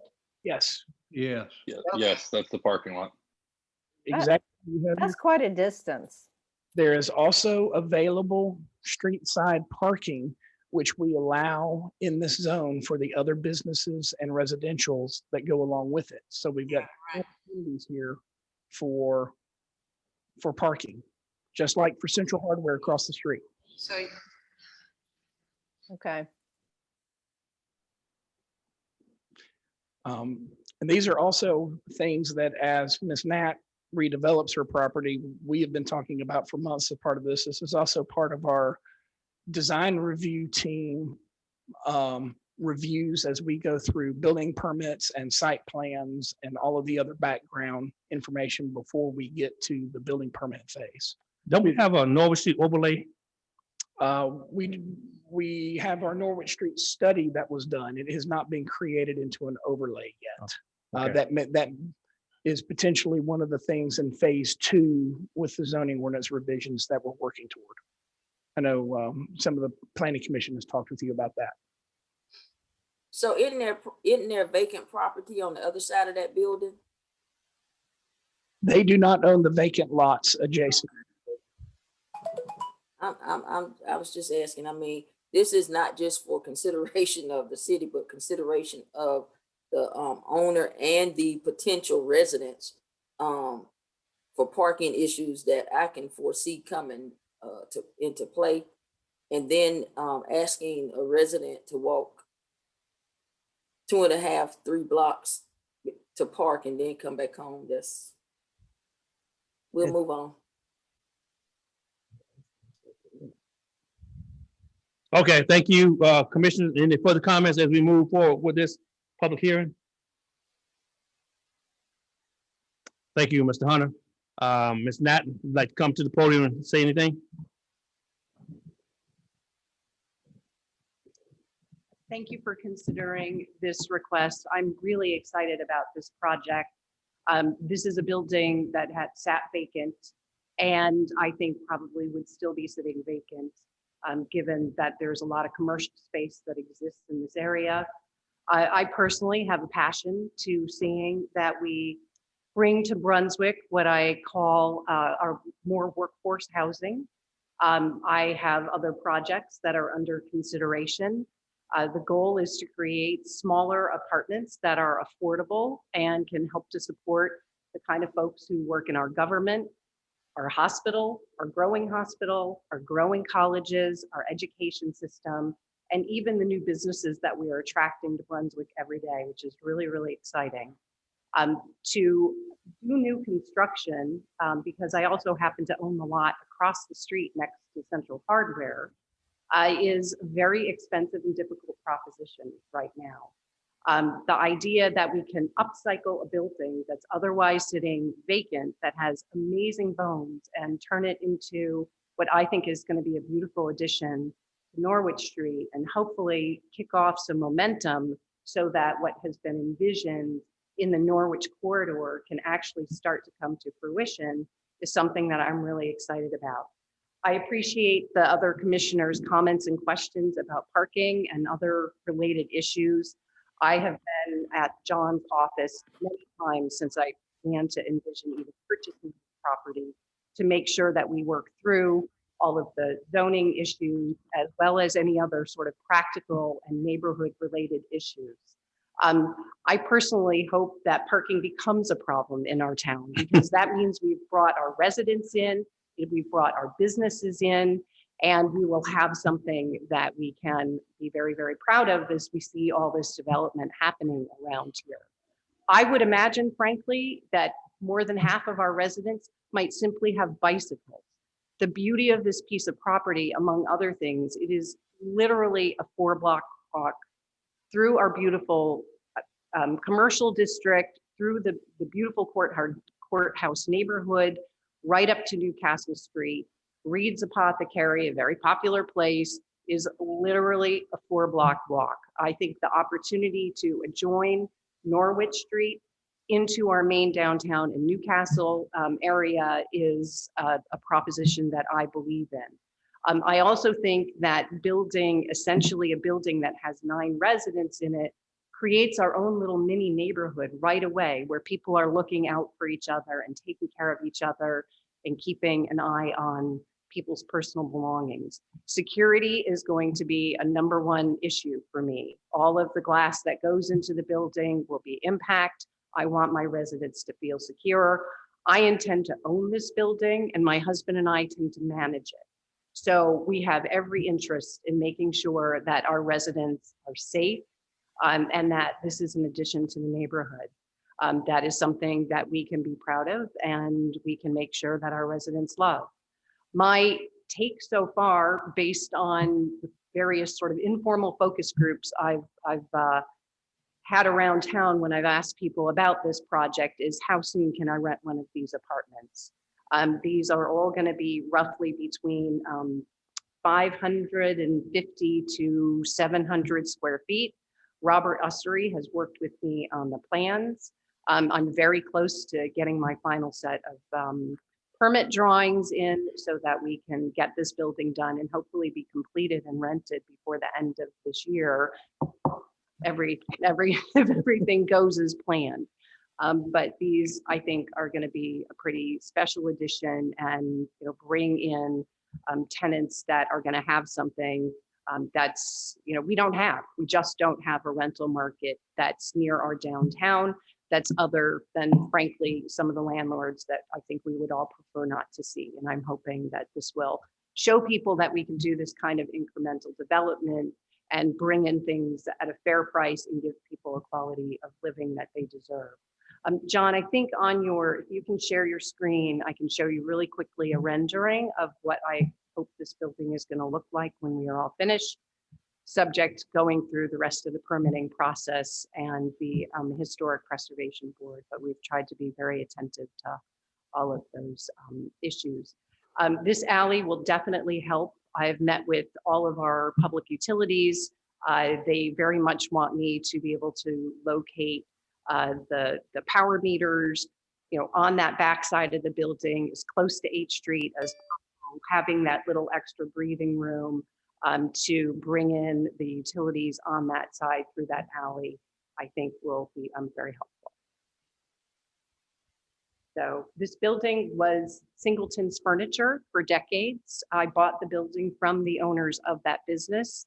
And in honor of the name of that building, which it was before the probation department building did not sound very sexy. So hence is to name it the Singleton. And that's what we're looking forward to. Let me ask you a question then, just for personal reasons, I guess. Do you live in the city of Brunswick? At the moment, I live on St. Simon's Island. Okay, I was just curious. Sure. Just curious. Yeah. You a downtown at the resident? moment. At the moment. Okay. So when are you proposing to I applaud relocate? your effort. No. Look, so very quickly, I've been here for 7 years. My husband and I moved down from Manhattan. I was a practicing lawyer at a very large law firm and, basically hit the wall of burnout with crazy clients and crazy city life. And I came down here and I have transitioned into providing construction consulting services. Most of those projects have been on St. Simon's and on Sea Island. But as John and I have actually been discussing for the better part of 3 years, I've had a real passion to work on what I describe as little a affordable housing and to get involved in this kind of incremental development. And I love Brunswick. I worked on Silver Bluff Brewery with that crew. I was involved in sort of all of our efforts to make that, finally get on the ground, and in having that exposure to this town, I really did indeed become passionate about it. And having been, having lived in a city and then also lived in other areas where I've seen this kind of urban revitalization, to be a part of it is something that was just very exciting. And so that's a little bit of my backstory and why I'm doing this. And as I said, we intend to own that building. I also purchased the building at Monk Street and Grant Street. That's the yellow stucco building that's kind of kitty corner. It's right behind Thai Basil. And that building, we're just sort of kicking off plans, the saloon and the boarding house. Okay. And it's been all sorts of things in the past, I understand. Okay. And we're looking forward to taking a very similar approach to that building. You may notice over the next coming weeks, I've already replaced all the glass in the building that was broken so that it's not unseemly from the street anymore. I've pulled the boards down to get some security on the building, so hopefully we won't have any vandalism. And I'm gonna paint the other areas where we've gotten them boarded up. I'm gonna get some flower pots out there, and where that cute little bike kiosk is behind Silver Bluff, I want people to be able to walk down that street and not think that's some scary vacant building. It's going to take me a little time to get that one done.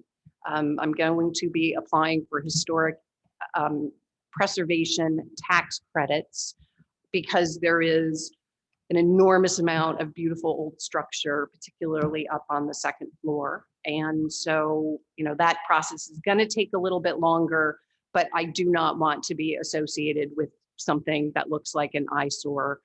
So we're going to get that all prettied up, and hopefully vandals won't make me turn it back into a boarded up building while we're in the process. But that's my intent. I am a believer in this town. My family and investors behind me are believers in this town, and we're really excited about our project. Thank you, Ms. Nat. Thank you for those comments. Commissioners, you've heard from Ms. Nat. Are there any questions you have for her?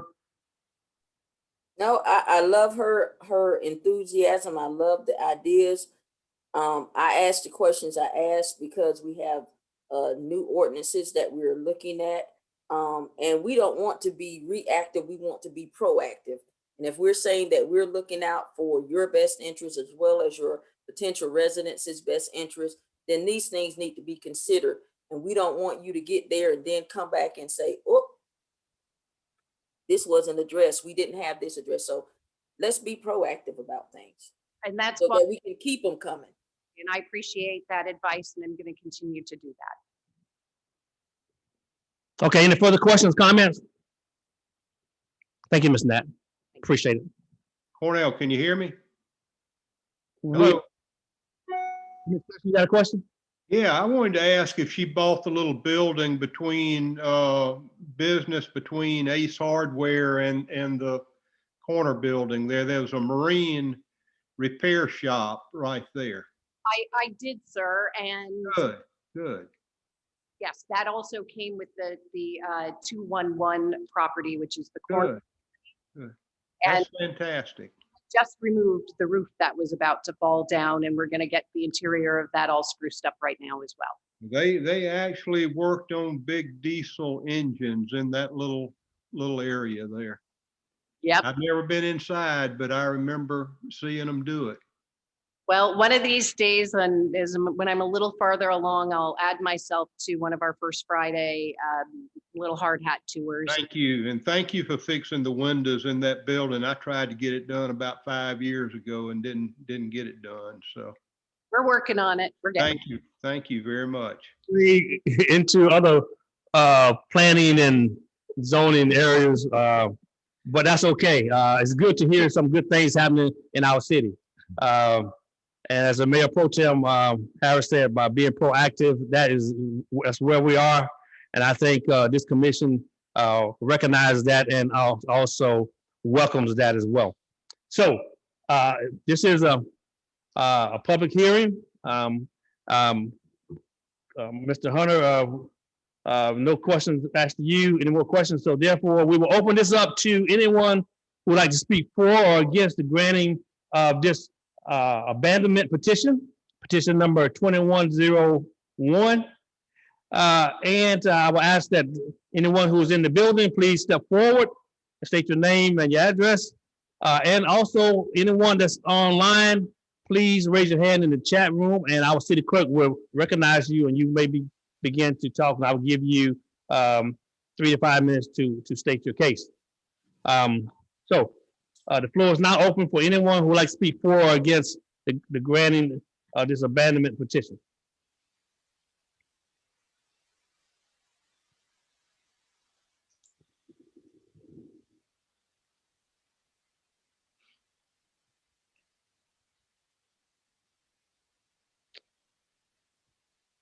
Madam Clerk, anyone raise their hand for the chat room? No, Mayor, no one in chat. Okay. There's no one here in the building who's come down to speak for or against either. Commissioners, hearing none, what's your will and pleasure, please? I'll make a motion to approve the abandonment of the 2.5 by 60 right away at 1729 Norwich Street. Second. The motion second for the approval of abandonment petition number 21-01 at 1729 Norwich Street. Are there any further comments? Hearing none, all in favor, please say aye and raise your right hand. Aye. Aye. Opposers have the same right. Hearing nothing from the opposing side, that motion carries unanimously. Thank you so very much, Commissioner. Thank you, Ms. Knapp. Please go forward and do good things for our city. We are really looking forward to great things happening on Norwich Street. All right. Okay. I would like to say one thing that there was a lot of good conversation there and we've got several action items that we need to be sure are added to our minutes and are followed up on. Lots of good stuff there. Thank you. Okay. All right. We are at item number 3, conditional use petition number 2101 from Tonalisa Allen, petitioning for a conditional use for 3301 Norwich Street for open and yard storage of vehicles. John? Thank you, Mayor. The request is for conditional use for open yard storage of vehicles. The location would be used for used auto sales. The parcel is 0.23 plus or minus acres in size with a building located on the parcel with associated parking. The location has been used in the past for a drive-through bank teller location and also for used car sales most recently.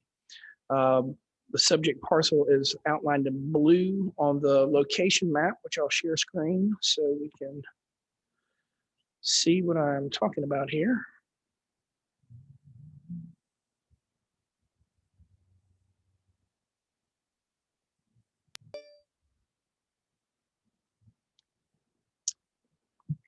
There on the 3301 is outlined in blue on the location map. The subject parcel is zoned general commercial.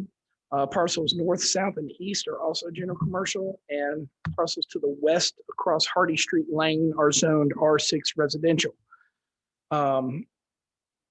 The need for the conditional use was triggered by the change in use for the property and for the application of a new business license at this location. Section 23-9-3F of the zoning ordinance allows for open yard use for the sale, rental, and or storage of materials and equipment, excluding junk or other salvage, provided that such uses are separated from adjoining residential properties by a suitable planting screen, fence, or wall at least 6 feet in height above finished grade. A conditional use process allows the city commission to place conditions on a parcel to make certain that the proposed uses are compatible with the surrounding uses. Based on the application, staff recommended that the lot be used exclusively for the sale or rental of automobiles, trucks, SUVs, or other passenger class vehicles. Condition number 2, that no vehicle repair take place on the property. And condition number 3, that no storage of wrecked or salvage vehicle storage be allowed, nor the storage of vehicles for a towing operation be allowed. Basically, the idea is to make a used car lot just a used car lot, and that is it. The Planning and Appeals Commission held a public hearing on this application on March 10th. Discussion included questions about the number of vehicles, the need to screen the open yard storage with a fence on the west side of the property where it abuts the residential zone. And the applicant agreed that a fence would be appropriate, and that is something that she could accomplish. Based on this, the Planning and Appeals Commission made a recommendation in favor of granting the requested conditional use with the 3 conditions outlined by the staff recommendation, and adding a 4th condition that the fence be erected on the west side of the property to screen open yard storage from the residential zoned properties. So with that, we have the request for the conditional use for a used car lot, the staff and the Planning and Appeals Commission recommendations as we've outlined. Ms. Allen is here, so she's available to answer questions about her operation. I know she's very anxious and has been very patient getting through the conditional use process up to this date. So if you've got questions, I'm happy to answer them. And Ms. Allen will be able to answer them as well. Okay, any questions, Commissioner, for Mr. Hunter? So just that 4th condition was to establish exterior fencing as additional screening between the adjacent property. Is that correct? Yes, ma'am. So I'll pull it up so you can see it very clearly. You see that Hardy Street Lane is at the rear of the property. To the west of that is residential. So there on the blue line adjacent to Hardy Street Lane, she would erect a fence to be able to screen the view of any vehicles from the residential properties. Okay.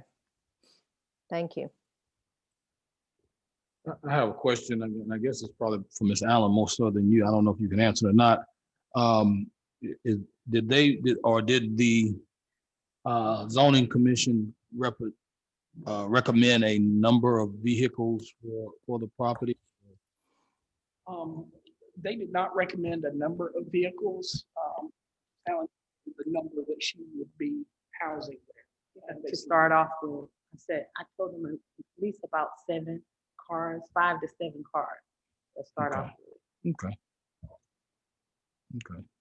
Okay, Miss Allen is here to share some information if like, and also answer questions.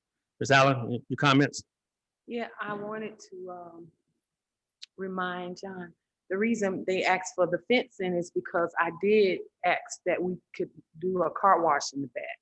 So that's the reason that suggested that I put the fence up to divide the residents in the back. So I don't know what noise, but I guess with the cars or whatever, that it wouldn't affect the neighbors behind me. So that's the reason that I asked for the fence. So I did want to put that in there. Okay. Now, are you going to put a fence up? I mean, Yes, that's sir. something Absolutely. you. Okay. Yes, sir. Absolutely. So have the car wash. I know we have some ordinance concerning drainage and all those good things. So you've been informed of those Yes, and sir. are aware. Yes, that's one of Okay. the- And I'm gonna purchase, they have mats now that, consumes the water.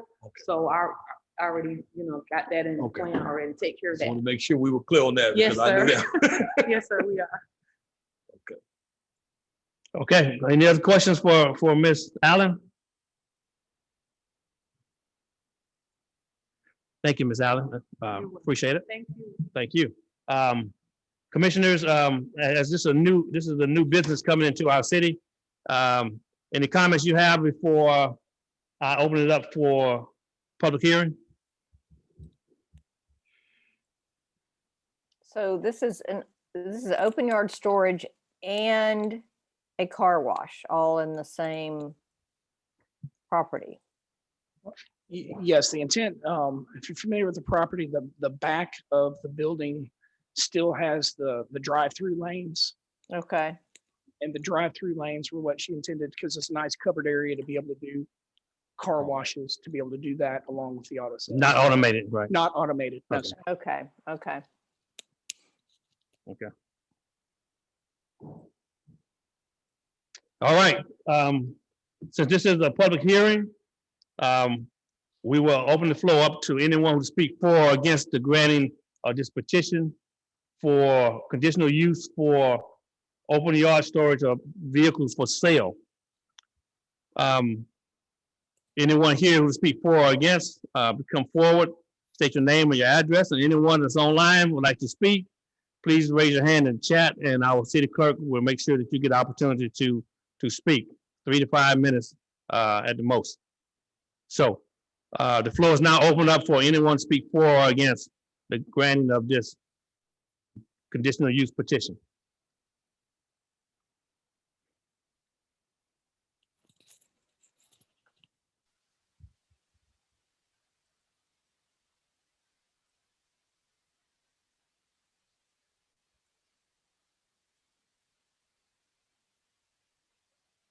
Madam Clerk, did anyone raise their hand in the chat? No, Mayor, no one in chat. Okay. Also, there's no one here who's coming down, breaking their neck to get down to talk to us either about this petition. So we will close that public hearing off. And commissioners, I will entertain anything, what you will and pleasure. Mr. Mayor, I'd like to offer a motion to approve conditional use petition 2101 at 3301 Norris Street. Second. The motion is second for approval of conditional use petition number 2101. However, there were some conditions that. As presented. Okay. As presented. Are you okay with that, Mayor Pro Tem? Yeah. I heard as presented, so I just took it that the conditions were inclusive in that. Okay. All right. So, Commissioner, so all in favor of granting this petition, conditional use petition number 2101, please raise your hand, say aye. Aye. Opposers have the same right. Hearing none from the opposing side, that motion carries. Mr. Hunter, please let Ms. Allen know exactly where she is, what she stands, and what she needs to do. Thank you. Okay. As we move forward, our next item is a presentation. A presentation from Andrea Fuller, Director of Brunswick, Georgia African American Culture Center, to give a presentation regarding the organization. Is Ms. Fuller on board? Miss Whitney Fuller is here for making time for us. Miss Andra Fuller was not feeling well this morning. She's starting to feel better, but asked if I would present and be with you all this evening. Is that well? And can you all see my screen? Can you speak up a little? Can I speak up louder? Is this better? That's good. I can hear you a little bit now. I hear you. Very good. As I said before, my name is Whitney Fuller.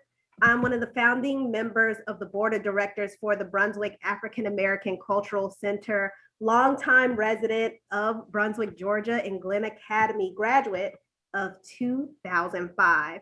I just want to share with you, because I know that you all have a heavy agenda, some of the who's, whys, what's, and where's of the Brunswick African American Cultural Center.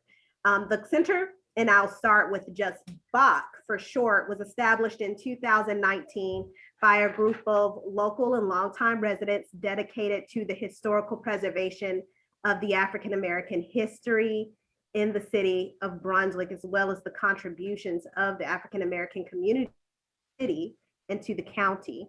Our mission is to preserve and archive local African American history, educate and establish cultural awareness. Our vision is to become the premier source of information regarding African American African American historical data in the city of Brunswick and the surrounding communities. To be the agent of Renaissance in Midtown Brunswick, where African American people historically lived, worked, played, and worshiped. Our story as a nonprofit has grown out of the urgent necessity to preserve our African American history, our contributions, and our artifacts, our historical sites and landmarks in the city that are unmarked and largely neglected inside of the city, but have a rich history. And that history is shown. Historical buildings have been demolished, they become dilapidated, or have been abandoned, and with no restoration in the future. We currently see that there's no designated central location for historic information regarding African American culture in our city.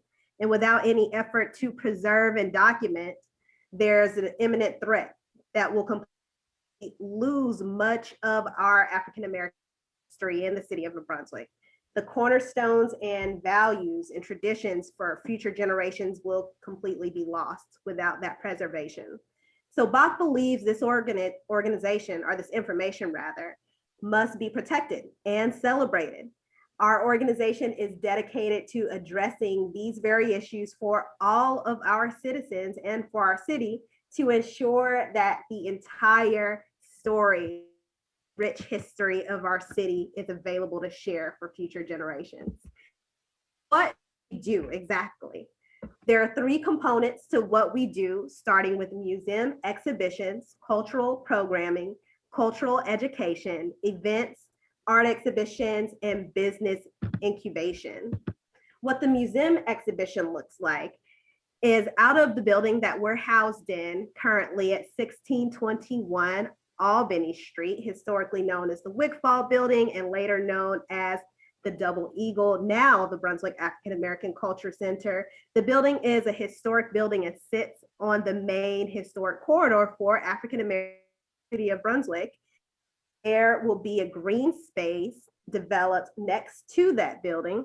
Inside, we're creating an exhibition area. The exhibitions will include local African American community exhibits, as well as collection of artifacts. Our cultural programming is being developed monthly, annually, a speaker series, as well as music, entertainment, and cultural presentations. Our educational programming will be designed to provide educational materials, access to educational programming, as well as collaborations with institutions of learning.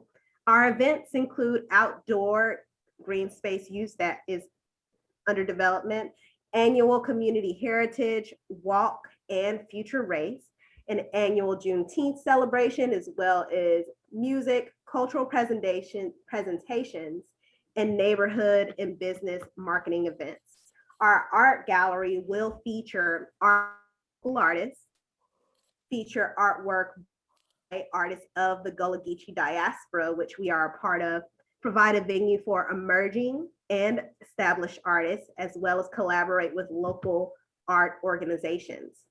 Business incubation looks like this. We are encouraging community development and encouraging business development by partnering with local entrepreneurs. The purpose of this presentation, and again, we really appreciate your time and making space for us on your agenda and listening, is to introduce ourselves to you, Honorable Mayor and City Commissioners, and share our mission and vision and request to work alongside you in the city for community development and collaboration in historical preservation and cultural awareness and business development. That is my presentation. I will stop sharing and make myself available for questions if there are any. Any questions for Ms. Fuller? What are your hours of operation at your facility now? Our hours of operation are non-standard right now because we started in 2019, just when COVID was really coming on. We haven't established regular hours of operation, and we're actually developing the inside and the outside of the space. If you've passed by, you've probably noticed that it isn't fully as a space. So we have not established our hours of operation. And when we have our exhibit open, we'll make sure to publish that and share it with you all. I've enjoyed participating in several of the programs that y'all have. I'm just a member, and I'm just encouraged by the breadth and depth of what you're trying to accomplish in all avenues of what your mission and vision is. So I hope y'all continue to dive deep in what you're doing and bring forth the rich heritage that we do have in our community, and that all future generations can enjoy knowing that history as well. So thank you. Thank you, Commissioner. I'd like to say that Brunswick heritage and history is American heritage and history, and the African American history here. I applaud your efforts tremendously, because I think it has to be preserved, and it can be impactful not only here, but throughout this country. So thank you for what you're doing. And I too would like to just echo some of the sentiments that have already been stated. And because this is such a much needed movement, we have lost a lot of the African American history, and this is an effort to preserve what still remains, and to share it with the entirety, as well as with our children, to let them know that this is actually a shared community, regardless of what the world may be portraying. This is a shared community, and the success of this community is a shared effort. And so when we all can share together in the preservation, then we can come together in unity on this. And I enjoyed the events that took place this past year, the walk at the park, the ending at the park. It's a great effort, and so I applaud you all. I look forward to the fullness of your effort. And just last question, or this question, is there a contemplated date that you all see that you will be fully operational? I don't want to speak out of turn, Mayor Pro Tem, but we are developing in phases. The strategy is to have the exhibit space open in the first phase. And so that first phase is end of 2021. Awesome. You all sitting on a lot of history. I'm like Johnny. I'm like Commissioner Kaysen now. I grew up in that area as a little girl. One of my church members owned one of the properties. Two of the properties there. There was a restaurant owned by the Bells on that corner of G and Albany. Miss Annabelle owned a restaurant there, her and her husband. And then we had another member that he owned a barbershop there. And they actually babysat and kept us there for our parents at different times and stuff. So that property, I'm like Johnny now, has some sentimental value to me as well.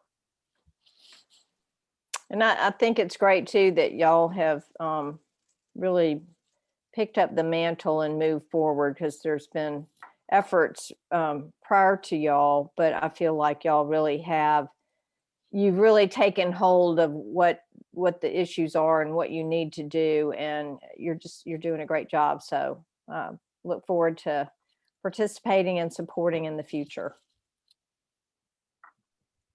I love the branding as well. Mm-hmm. Yeah, thanks to our communication and marketing specialist, another board member, Andre Adeyemi. Very well said, Commissioner and Mayor Pro Tem, and we just look forward to collaborating. We know that community development is important to the city, and we'll be coming back to you all as the specialists in what you do to add to, again, the fullness of the scope, the full scope of development that we are looking forward to. Well, thank you, Ms. Fuller, and commissioners, thank you for your comments. Great presentation. I really love your logo on the back there. One thing I will ask is that I will hope that you will partner with our community development director, Mr. Travis Stiegel, to help this organization obtain grants and funding so you can move forward with expediency. I believe that what you're doing. There are people out there who will love to help you, along with the city of Brunswick, to make that come to fruition. I really am honored to hear what you're doing, and it really does our whole city proud that this is being done in our city. We have been trying to do it for some years, but we couldn't get anywhere. But I'm glad that you saw fit, your organization saw fit that to step in and get this going, and we applaud you, and we really support you in the efforts that you're doing, and so you can make this thing become something that when people come to Brunswick, they will want to come visit our African American Cultural Center. All right, Commissioner, we're gonna move right along. Thank you, Ms. Fuller, again. We're gonna move along. Our next item to be considered for approval is consider approval of March 17, 2021 work session and regular scheduled meeting minutes. I'm sure we had an opportunity to peruse that. I know Commissioner Casey said there were some action items that came out of that too as well. What's your will and pleasure, Commissioner? Make a motion that we accept the minutes as presented. Second. Motion second to accept approval of the minutes of March 17th and our work session and a regular scheduled meeting minutes. Further comments? All in favor, please say aye and raise your hand. Aye. Opposed, have the same right.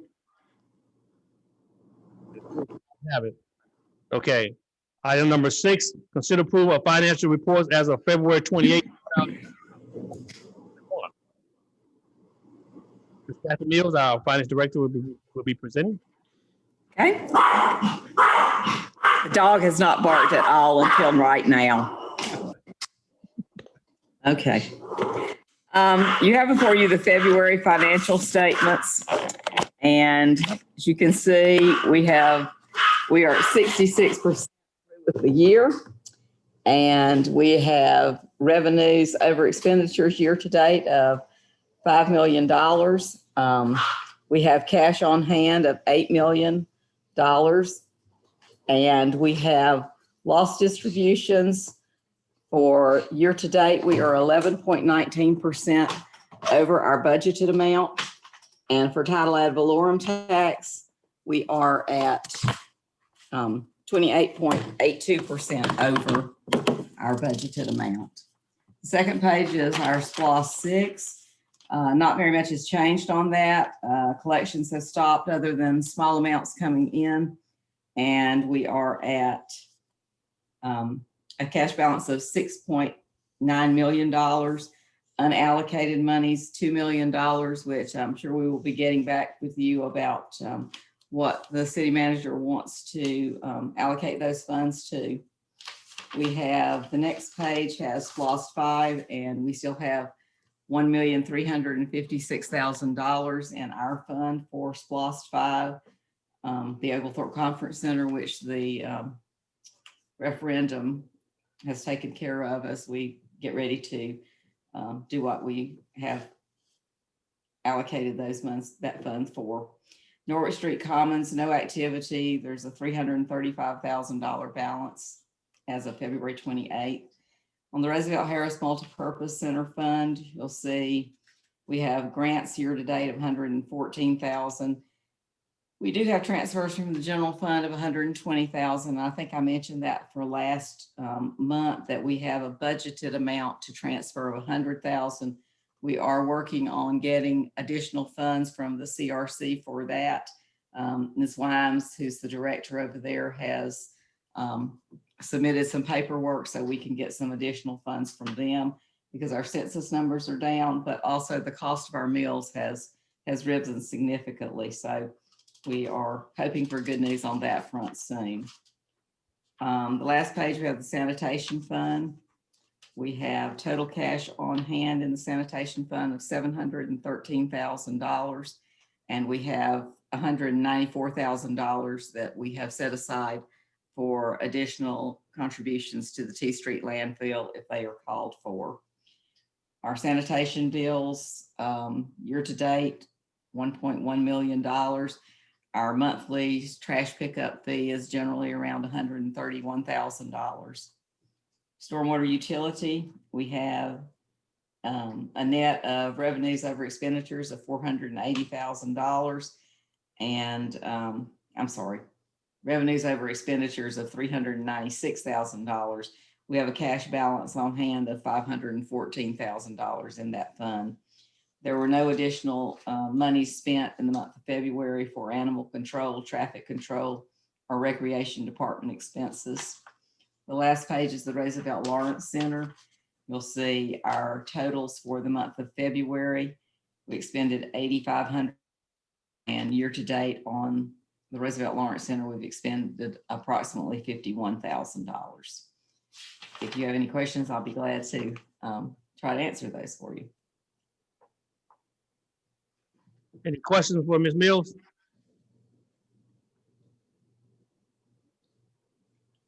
I have one. Pertaining to the overthought block. It said we have 1.2. We have 1 million. Well, we have a balance of cash of $1,356,000. The amount that we had not spent that was allocated of the original, I think it was 1.5 million in SPLOST 5 that we've not spent is $1,204,000. That difference is basically interest that was earned on that fund. I'm not sure whether that interest has to be reallocated and given back based on what the referendum we passed was, but the 1.2 million is what is still remaining that we had budgeted for Oglethorpe. Okay. Well, that means we have $100,000 somewhere to use somewhere. So, any questions, commissioners? Okay, I entertain a motion, please. Mr. Mayor, I'd like to offer a motion that we accept the finance report as presented. Got a motion? Second. For the consider approval of the finance report as presented. Any further questions, comment? All in favor, please say aye. Raise your hand. Aye. Opposed have the same right. Hearing nothing from the opposing side, I imagine that motion carries unanimously. Thank you, Mills. Thank you. All right, we're at item number 7. Consider approval of a contract amendment with Wendell Construction Company for construction of bid alternate number 1 concrete sidewalk on Ellis Street. Mr. Gary Aberson is presenting. Mayor, Darrow is on spring break, so I told him that I would present this information for him. That'd be fine. This is we had done some sidewalk construction in a project that was started last year and completed.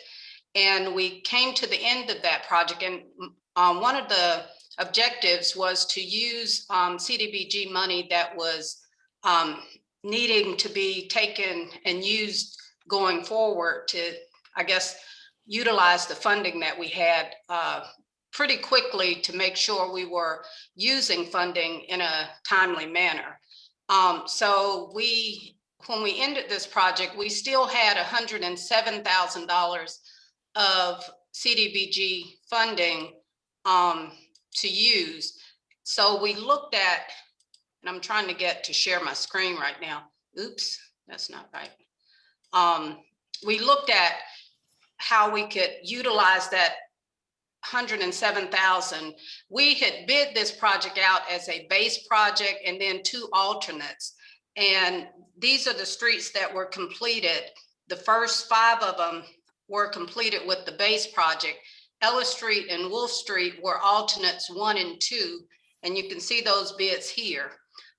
They did do a part of Ellis with the first of the bid, base bid. So that cost right there is a little bit higher than where we are now. Right now, we bid that out the second alternate, the first alternate project, and needed about $132,000 for the construction, and then about $5,000 for the construction administration. So the total project that we're looking at to complete the Ellis Street sidewalk is $137,000. We have the $107,000 from CDBG, so we needed about $30,000 to complete it. I'm recommending that we use some of the sales tax funding that we have over to, or just at this point, approve the allocation of that so that we can finish out this sidewalk project. Basically, trying to make sure that we draw down the CDBG money and basically be in compliance with the requirements that we have there. So what we're asking is that the contract for the alternate bid for Ellis Street sidewalk construction to be approved, and that the $30,000, what we're going to do is basically go over budget for that, and then we'll pay it back out of the SPLOST funds. If you understand that. Mm-hmm. And this was reviewed at the Finance Committee meeting and was sent forth for approval. Sure. I want to ask the same question. The Finance Committee take a look at it. Yes, sir, we did, and we saw no reason to hold this project up.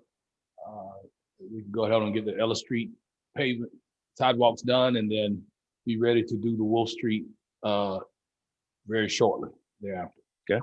Any other comments, commissioners?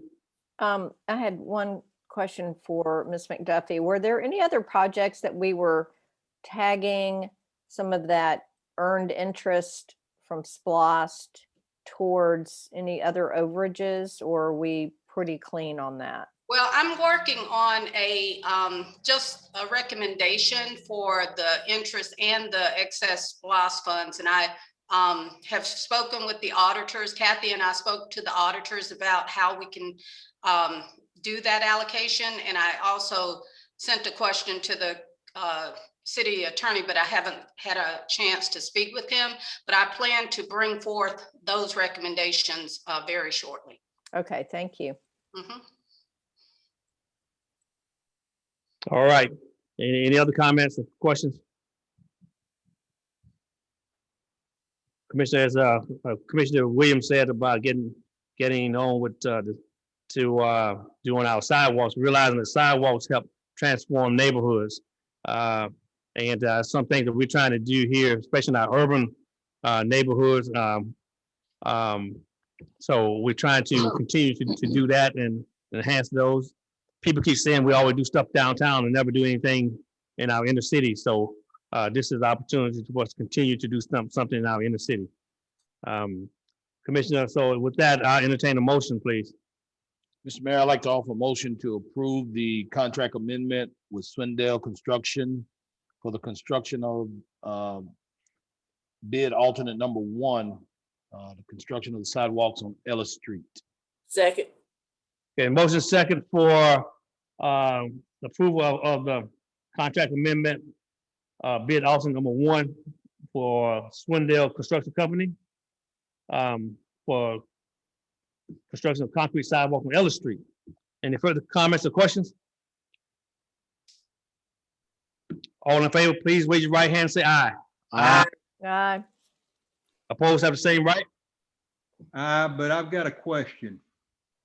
Are you voting against? No, I said aye. I'm for it, but I've got a question. Well, that motion carries. Now your question, sir. All right, the $5,000 administration construction services fee that's on there, we can't do that in-house? I think Guerrero is not here to answer that question, but that's a good question. Well, I presume that if we could, he would not have put that on there. I'm not sure exactly what that entails in terms of the administration of that project, but I think the project that we did before with the base had construction services as well. So I think If it's they're needed, they're needed. If they aren't, we've hired a project manager. And we're paying that project manager. So, it's just a question. If you need them, you need them. But that was one thing that perhaps could be superfluous. well, that's a good question. And I certainly will take that into account, re-question that. And if we don't need it, then we won't use it. Thank you. No, I'm all for doing the sidewalks. Okay. All right, that motion carries unanimously, as I said before.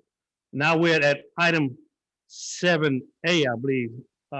Julie, can you read 7A for me? It's to consider approval of the loan agreement and the promissory note from Georgia Transportation Infrastructure Bank, which is GTIB program, for $1.5 million, and confirm an estimated $791,000 in the SPLOST and local LMIG funds in support of the loan application. Okay, I think Ms. McDuffie probably presented that.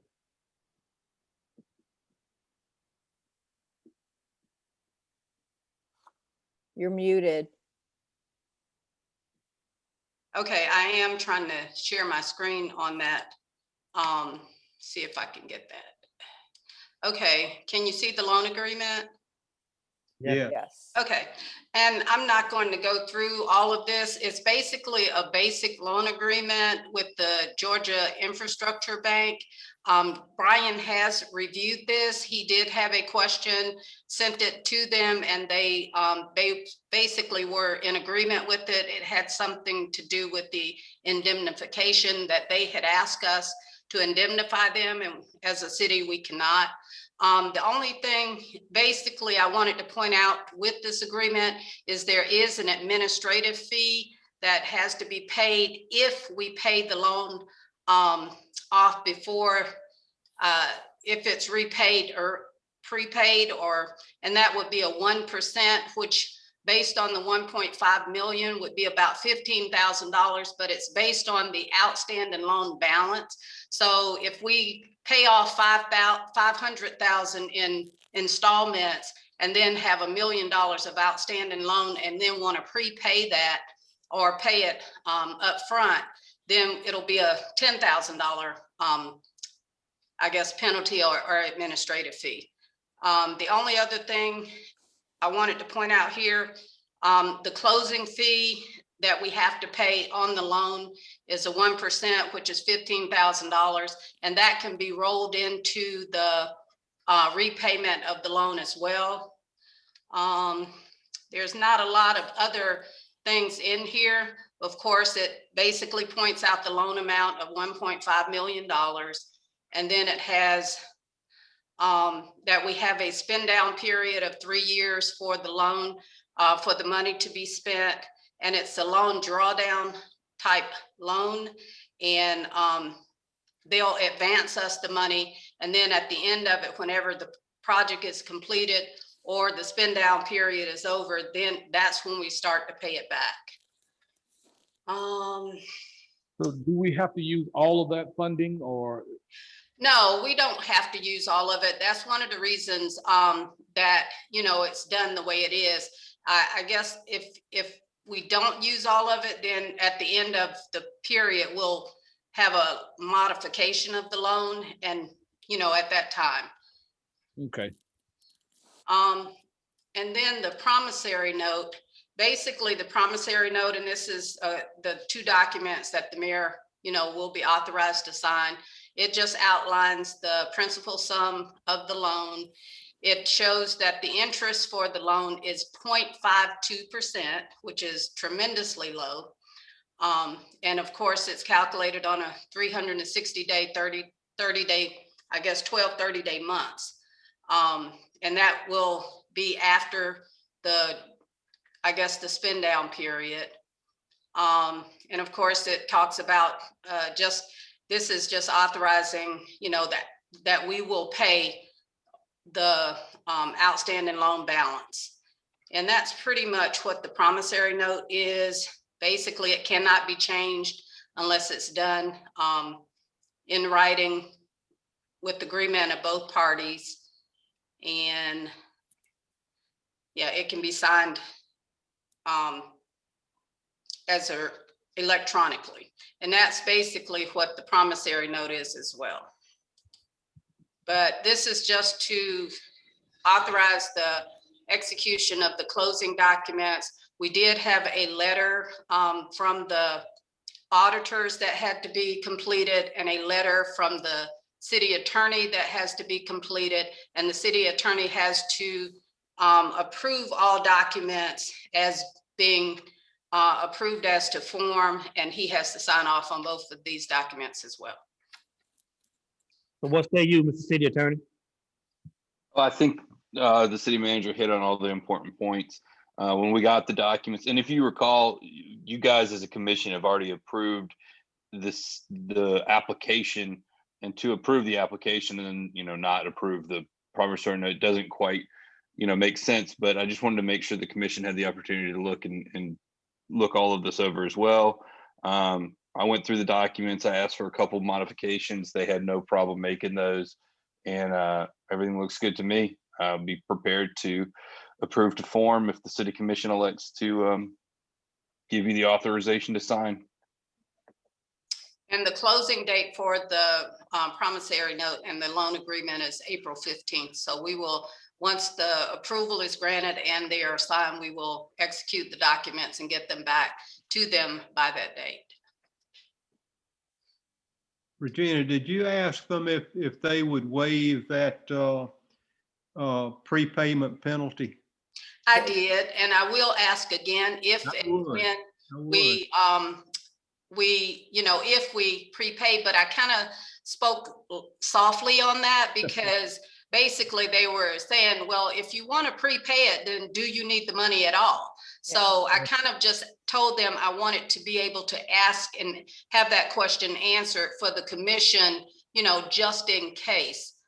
Well, interest rates are definitely going up, and the interest rate is absolutely fabulous, but it wouldn't hurt to ask the question because you never know when that would work for their advantage as well as our advantage. Yeah, that was going to be a question of mine too, Commissioner Kaysen, if that was negotiable. Also on the potential modification, there wouldn't be any type of penalty or fee for doing a modification, would it? Not to my knowledge, and I don't think so. And actually, I've worked with the GTIB before, and it is one of the easiest process as far as grants and loans that I've ever worked with, and they are very accommodating. Once you basically establish a relationship with them, it is very, they are very accommodating to the needs of the community. So I don't see any penalty or anything having to be paid just to modify the loan. And certainly, like I said, if it comes to when we have or want to do a prepayment or something like that, then, I don't have a problem going forth and asking again if they would consider a waiver of that fee. And I wanted to point out, it is pretty low considering, on the 1.5 million, it would only be $15,000 max. And after we pay off some of it, it'll be less than that. I would reiterate, or ditto, basically. I did not see anything that would require a modification fee, and they have been very accommodating with my requests, with moving closing dates, they've just been very, very good and easy to work with.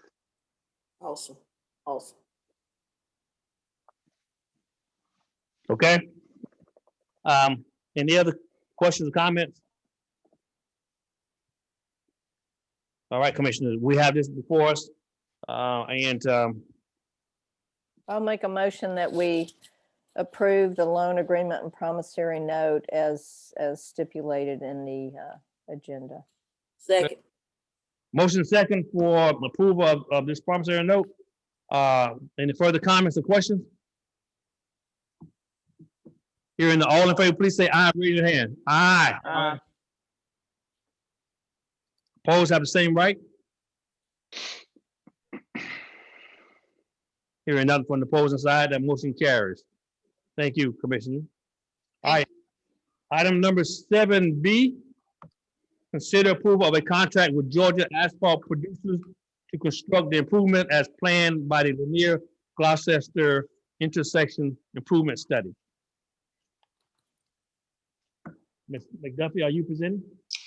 I am, and this was placed on the agenda just to kind of open up discussion regarding this particular intersection improvement, as well as the questions and concerns that the commissioners expressed regarding the maintenance project that GDOT had planned for Gloucester. So I have representatives from GDOT, Ms. Cynthia Phillips and Joseph Capello, as here to present information regarding the Gloucester Street Maintenance Project in conjunction with the Lanier intersection project. Okay, good afternoon. Again, I'm Cynthia Phillips. I'm the District Traffic Manager for GDOT. So I want to tell y'all thank you for having us. We're here to talk to you about the resurfacing project along Gloucester. It's about a 1 mile section, the entire section of Gloucester Street. And so it was brought to our attention that there was some concerns about our proposed restriping, which is what we call more or less like a modification, where we're actually narrowing the lanes, we're changing the lane configuration from a 4-lane highway to a 3-lane section of roadway. And it's pretty much, we consider it a road diet. It is what we consider as a safety improvement. And so I want to start by letting you know where we are and how we got here. So for the most part, this project has been around. The considerations of making changes have been around for a couple of years now. We've been working with city officials on, recommendations, what the city would like to see along Gloucester. So anytime we have a resurfacing project, what we do is we send notification to local officials just to see if there's some changes they would like to see that might impact safety, may accommodate pedestrians, enhance bicyclist facilities. So in this case, we looked at the crosswalks downtown, and then there are some crosswalks that we're going to modify. We're going to move, consolidate to make safer crossing locations. The other thing that we considered was, can we accommodate a bike lane or maybe a shared bike lane with travel? And then we also had a road safety audit too that we know that I'm sure some city officials were involved with, as well as maybe even some local citizens. But again, this project has been around for a while. And I just want to note, my district engineer is not here today, but just to let you all know, we are your partners. Our job is to not come in and make changes along the roadway without notifying you guys. It is very important that we do have buy-in. We feel very confident of what we're proposing. If this is something that is going to work, we're not going to change the level of service. And Joseph is going to get a little bit more detail into the studies and the technical aspect of everything. But all in all, we feel that what we are proposing is going to be an improvement for downtown Brunswick. We will be able to accommodate all modes of traffic. And so I will turn it over to Joseph, and he's going to give you some details about our studies and answer any questions that you may have. Hello, everyone. So like Cynthia said, I'm going to talk about a road diet, and particularly try to explain what a road diet is and how it operates. And if y'all have any questions in between, just go ahead and interrupt me and I'll answer them as I go. There will be a bit of information, but I just want to make sure that y'all are aware of everything that the road diet is and the impacts it's going to have on the overall corridor. So a road diet is typically reducing lanes. In this situation, we're looking at the 4-lane of Gloucester going down to 3 lanes, 1 in each direction, and a 2-way left turn lane in the middle.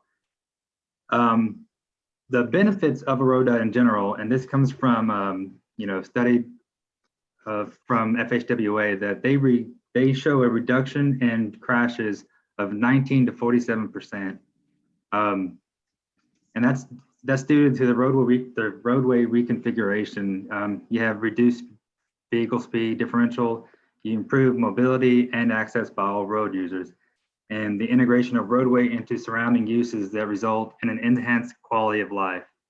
So a key feature of the road diet is that it allows for reclaimed space to be allocated for other uses.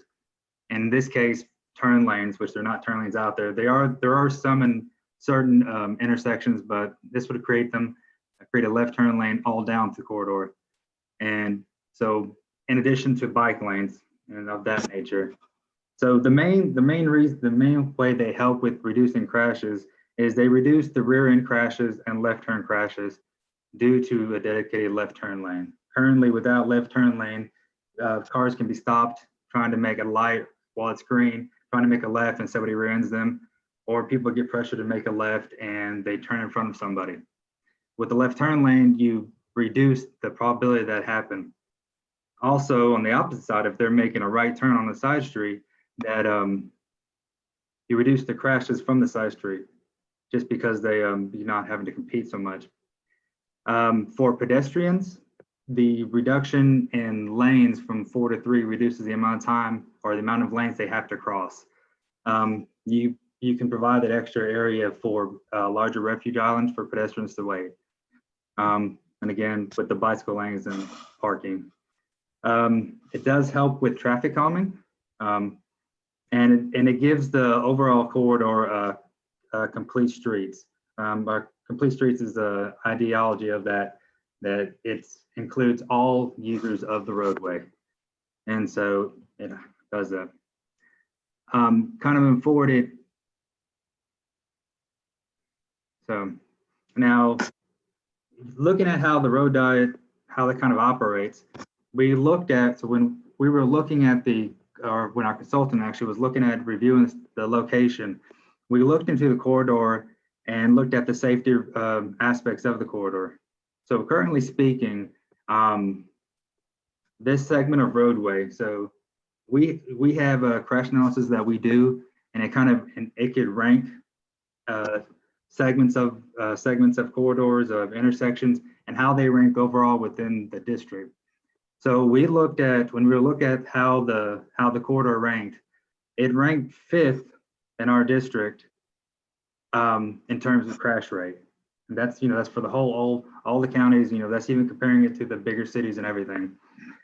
There were segments that when we looked at to the pedestrian side of the district, there were 2 segments, one ranked 3rd and one ranked 9th, that had pedestrian that ranked highest in pedestrian crash rates for the district. Now, when we then try to narrow that down to what it looks like for Brunswick, of course, there was a segment in that ranked number 1 for the city. And then there was other segments within that corridor that ranked second and ninth. And then when we looked at pedestrians for the city, it ranked first and second. There were segments in the corridor that ranked first and second. And like the severity of the crashes were high severity, that we had with the fatality. So looking at the implication of the crashes with vehicles and pedestrians, kind of going back to when I was talking about the improvements or the benefits of a road diet, the reduced crashes, from 19 to 47%, and the reduction it helps the improvement for pedestrian access, using the roadway. We took the geometry of the road without a dividing, it was undivided, that it fits the bill for a road diet. And so as we were looking at that, then we proceeded to see how the capacity of the road would be affected. And as Cynthia mentioned before, it doesn't necessarily, it does impact it and does increase some of a little bit. But when we look at the level of service of a roadway, and we have a grade system, we call the level of service, the LOS, and it breaks down the traffic conditions into a grade ranging from A to F, with A being the best, F being the worst, and more dealing with delays that intersections would have, once you put down a certain configuration. So as we looked into it, we went ahead and got the existing level of service for the corridor. And so overall, from Richmond to Lee Street, it was about level of service C, and from Johnson to Macon, it was a level of service D. So for when we look at level of service, a level of D is adequate for a roadway. Anything more than D, you have an adverse effects, and we need to look at some mitigation that we can do. So we then looked at if we were to install a road diet, and B, if we were to not install the road diet. And so not install, and then we looked kind of towards the future. So we took how it would impact now, and then how it's going to impact, and we looked at 20 years from now. We took the existing traffic data, that daily use, the ADT of the road, how many cars are traveling the road, and then we applied our calculated growth factors to quantify what it would be, say, 20 years from now, and then we kind of worked to get what the level of service would be. So currently, if we were to, of course, if we don't do anything, the level of service stays the same for no build. If we were to then if we look to installing the road diet now, the level of service goes to a D, for where before you had the Richmond to Lee Street was a C. Richmond to Reynolds would stay a C, but then Ellis to Macon would become a D. So there would be increased delays, but by our guidelines and analysis, a D is adequate and acceptable. And so that met within it. And then we look to the future, 20 years from now, and continue to apply that growth rate to it. And so when we looked at comparing the 20-year out from applying the road diet, the level of service actually stays the same. It stays the same it didn't, there's a little bit more time delay, but it stays within the range of what we consider that is the same. So we still had the Richmond to Reynolds as a C, and the Ellis to Macon as a D. Now, when we look at if we had not implemented a road diet, and 20 years from now, Richmond to Wolf would exhibit a C. So one of the C's earlier become a D, and then Stonewall to Macon becomes a D. So as it deals with time delays and the capacity, by our standards and guidelines, it met that. And so And Joseph, Yes. I don't mean to cut in, but could you sort of explain the difference in time as far as like the number of Yes. seconds between Yes, the I'm C and the sorry. D? So Yeah, okay, so we look at the level of service for signalized and unsignalized. So if you're looking C, usually what it is, it's an average delay of about 20 to 35 seconds for C. That's for signalized intersection. And unsignalized is 15 to 25. So when we go to a D, if I look for signalized, it's 35 to 55 seconds. So you're looking at about 15 to 20 seconds for an average delay increase. And then for an unsignalized intersection, it goes from, the range is 15 to 25 seconds, and then goes to 25 to 35 seconds. So you have about another increase of 10 to 20 second delay. So we're looking, so the difference is usually ranks of, around 15, 20 seconds difference in them. And that could be additional, if you're at a signal, that can be an additional cycle. It could just be how you run into it, but it's roughly about, 15 to 20 second additional time at those types of intersections, signalized or unsignalized. Can I interject real quick? Yes, go ahead. Y'all are engineers, you're traffic studiers, you deal in numbers. And we can all appreciate that because that's how you have to quantify things and create the need or whatever the situation is. Can we just for a moment talk about the practicality of travel along that corridor? In what you're speaking of and doing the road diet, because from MLK heading west to the river, to the waterfront, straight up straight up Gloucester Street, I believe there's parallel parking that starts on both sides of the north and the south side going west, the entire length. Will that remain? hey, Joseph, can you share the layout? Yeah, we need something. Yes, visual. yes, I'll share out the layout. I've got it right here opened up. And I think that the trickiest place for everybody, if you're traveling west on Gloucester, is when you pass the post office, because everybody's coming and going. It's a quick in, it's a quick out. People's car doors are opening, and you really have to be careful as you're driving right through that one little block to make sure that you're aware of people opening their car door or, crossing the street or whatever it is they're trying to do. Yeah, so as you can see here, we have increased the, this is the angled parking. So I think initially it ended about right here at Richmond Street, I believe. And then from here on went parallel. I have to look and compare it. So we did increase the angle there. So I'm confused because it was parallel the entire length.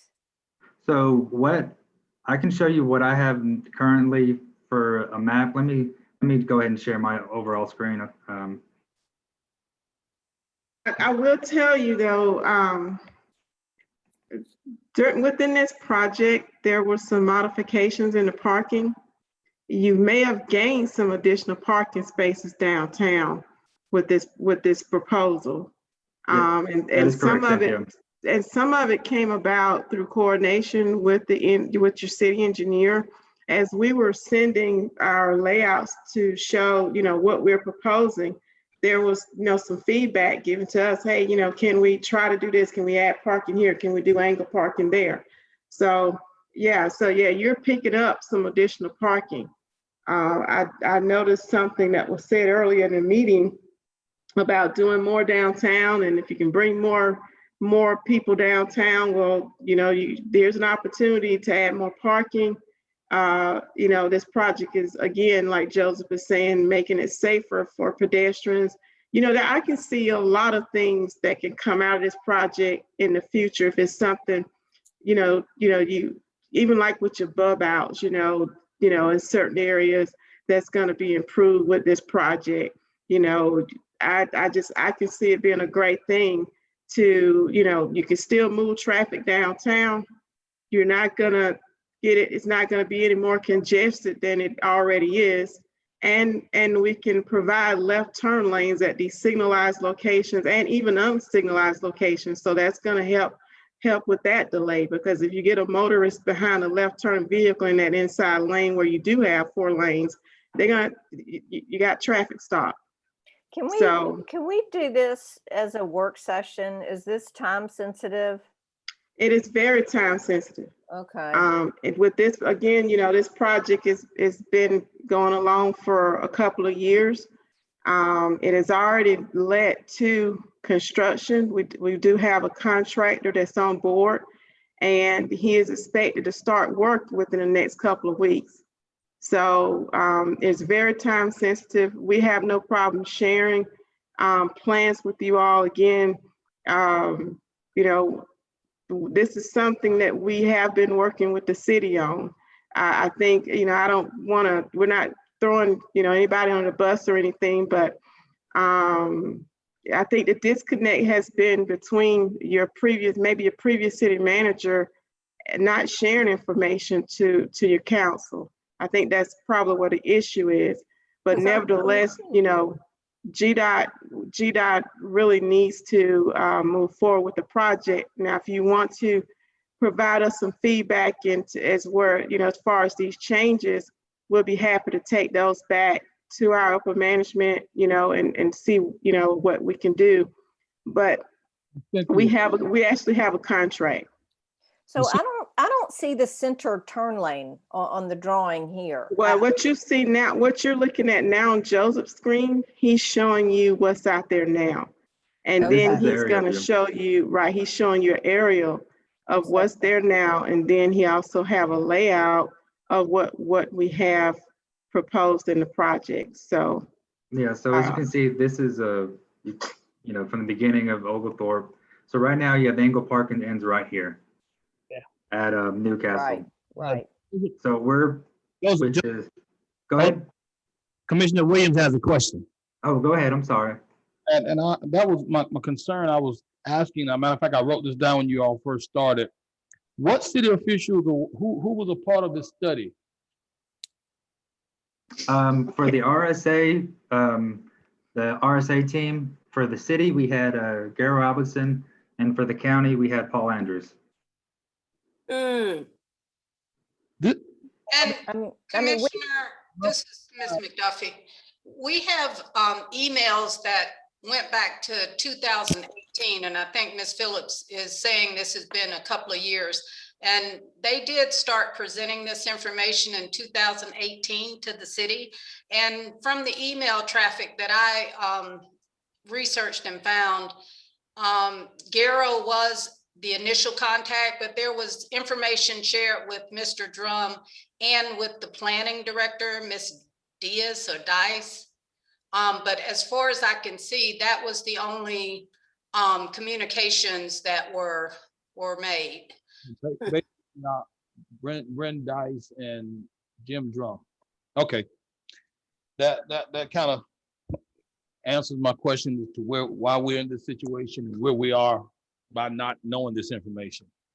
Well, we're glad that we have morphed up to the top for consideration to get things done, considering it's been on the agenda for quite some time. And I heard you say that that we can submit changes and you guys will consider them to see if they can work them in. Am I right? Well, I wouldn't necessarily say. I mean, if you're not in concurrence with our proposal, certainly we like to know that. Our purpose here tonight was to, you know, hoping that we can, you know, sell this to you, let you know, hey, what we're doing is good for Brunswick. This is a good project. You know, during our resurfacing projects, you know, this is a time to make some really good changes that's going to impact safety. And that's what we do. You know, our job is to focus on safety and operations, but we always put safety first. And so if we can do a safety project, that is not gonna negatively impact the operations. We can still maintain an acceptable level of operations on that route. We try to shoot for them. But again, we're not gonna try to push something down that you're adamant that you just don't like. But I can't see any reason why I don't understand what the issue would be if we can still move traffic and then still provide you some parking downtown. We're not really taking many parking spaces. And like I said, I think in this project, we're actually adding parking. Okay, we're just not educated. We have not been educated on this. I understand. But we need to be educated. And so my thought would be, if the other commissioners agree, if we could maybe do two at a time with Garrow Alberson and maybe Ms. McDuffie, and really look at it, talk about it, ask questions. I don't think we're necessarily objecting to it. We're just not educated on it, unfortunately. Okay. And this is Mayor Pro Tem Harris, and I don't need a 2-on-2 or a 1-on-1 either, because my concern is east of MLK. I see this workable west of MLK, but I'm talking about east of MLK. When we start going up towards Highway 17, Howard Coffin Park, Lanier, and Gloucester, that's where my concern is. And that there's been a whole BATS study that was done to reconfigure the intersection from Lanier to 17. That's what my concern is, and the way that it's designed now, I don't like it. The part that, and just to make clarity between the GDOT portion of it and what Mayor Pro Tem Harris is alluding to, and Commissioner Martin, is that the study took into account the GDOT reconfiguration of the lanes, and the intersection of Lanier was reconfigured, but there's a left turn concern as well as the one lane concern coming out at that intersection. And I can put it up on the screen, but that I think is part of, the whole concern here for her. So is this the intersection of 25 with Gloucester? Right here at the far end of the corridor? Mm-hmm. Okay. I've been talking with Garrow about that, and I think that was one of the items y'all discussed the meeting today, talking about the improvements at the intersection and approving a contractor to work. And well, so that was how it was introduced, yes. Okay. And so I've been talking with Garrow about that, and I believe he's worked it out with the contractor for them to do the work. He submitted to us the study, I believe on Monday, for the work to be done. I haven't looked at the study, but right now we are planning to have that included or that he's going to work with the contractor to include that left turn lane while this road is being resurfaced. Well, that was our intention. And yes, we were trying to coordinate those two projects just so that we wouldn't have a lot, of, I guess, traffic interruption with your project and then have to do traffic interruption with our portion of the project. So we have been trying to coordinate those two projects together.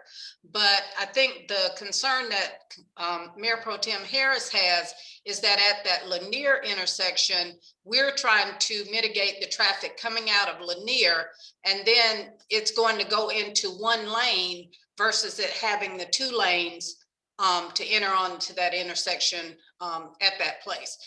And if you want, I can share my screen and show you the configuration where she is concerned.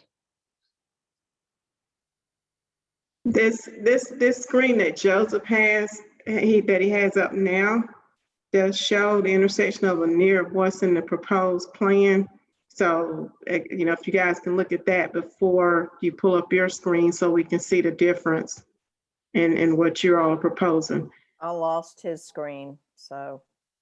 Is it not sharing anymore? I can still, It is on my screen, so, yeah, I can still see it.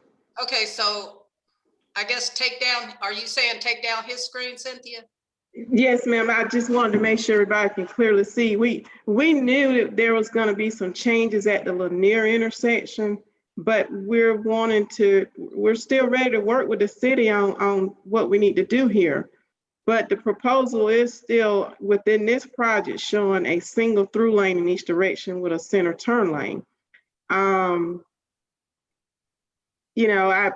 If we're gonna go single lane at some point, we're gonna have to tie it back in. We also need to tie in your bike lanes. If you want bike lanes out there, we need room to build them. So that's something we need to be thinking about. Okay, Joseph, can you Yeah, unshare your screen? Yeah, I'll stop sharing. Okay, and I'm going to try and share mine. I hope I have. Let's see. Okay, can you all see? Yes. This is the area for Lanier, and I think, as you can see, it's one lane coming in right here with those lanes merging, coming in here, and then it's a left turn lane and then a lane here. And I think the concern was this traffic coming out of Lanier. And what this plan does right now, there's only one lane coming out right here. So it does allow for the left lane to stack up and the right lane to be given some leeway to go ahead and make that turn. But I think, and Mayor Pro Tem Harris, please correct me if I'm wrong, but your concern was this left turn going across and then only having that one lane. Yeah, that's my concern too. That's accidents waiting to happen because you can't see past the people stacking up wanting to turn left onto Lanier. It's not safe. And we have been questioning this for years about about a red light being put there, and we've been told that it's not feasible for a light to go there. And I say we appreciate, we know that this is a state corridor, but we need the state to come from 2:30 on to about 7 o'clock.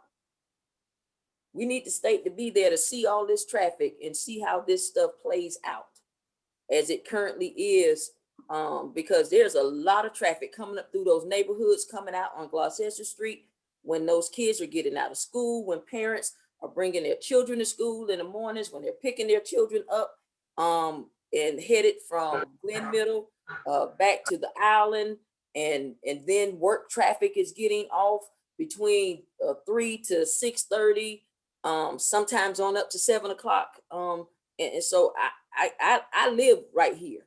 And so I see it and I know how the traffic is.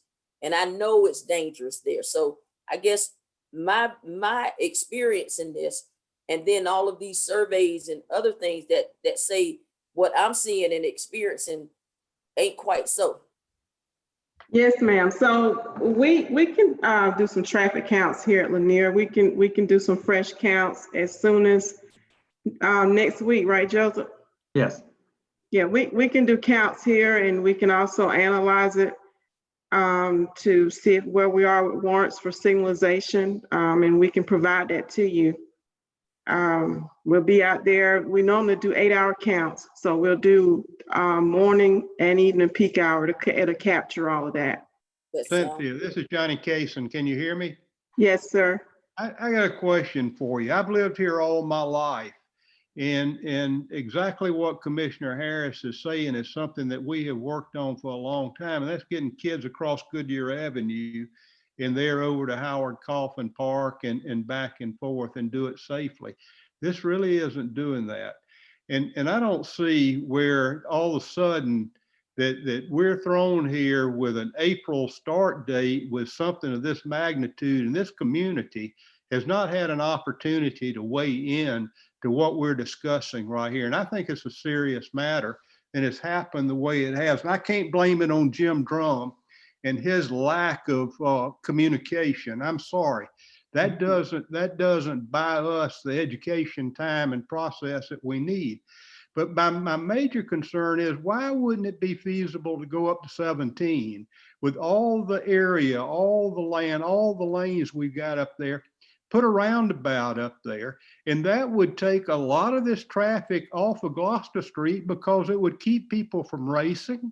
It would make it safer because they know they're going to get to the island a few minutes sooner. Just changing from 4 lanes to 2 lanes on Gloucester Street is almost as serious as what we've let happen here to 4th Avenue.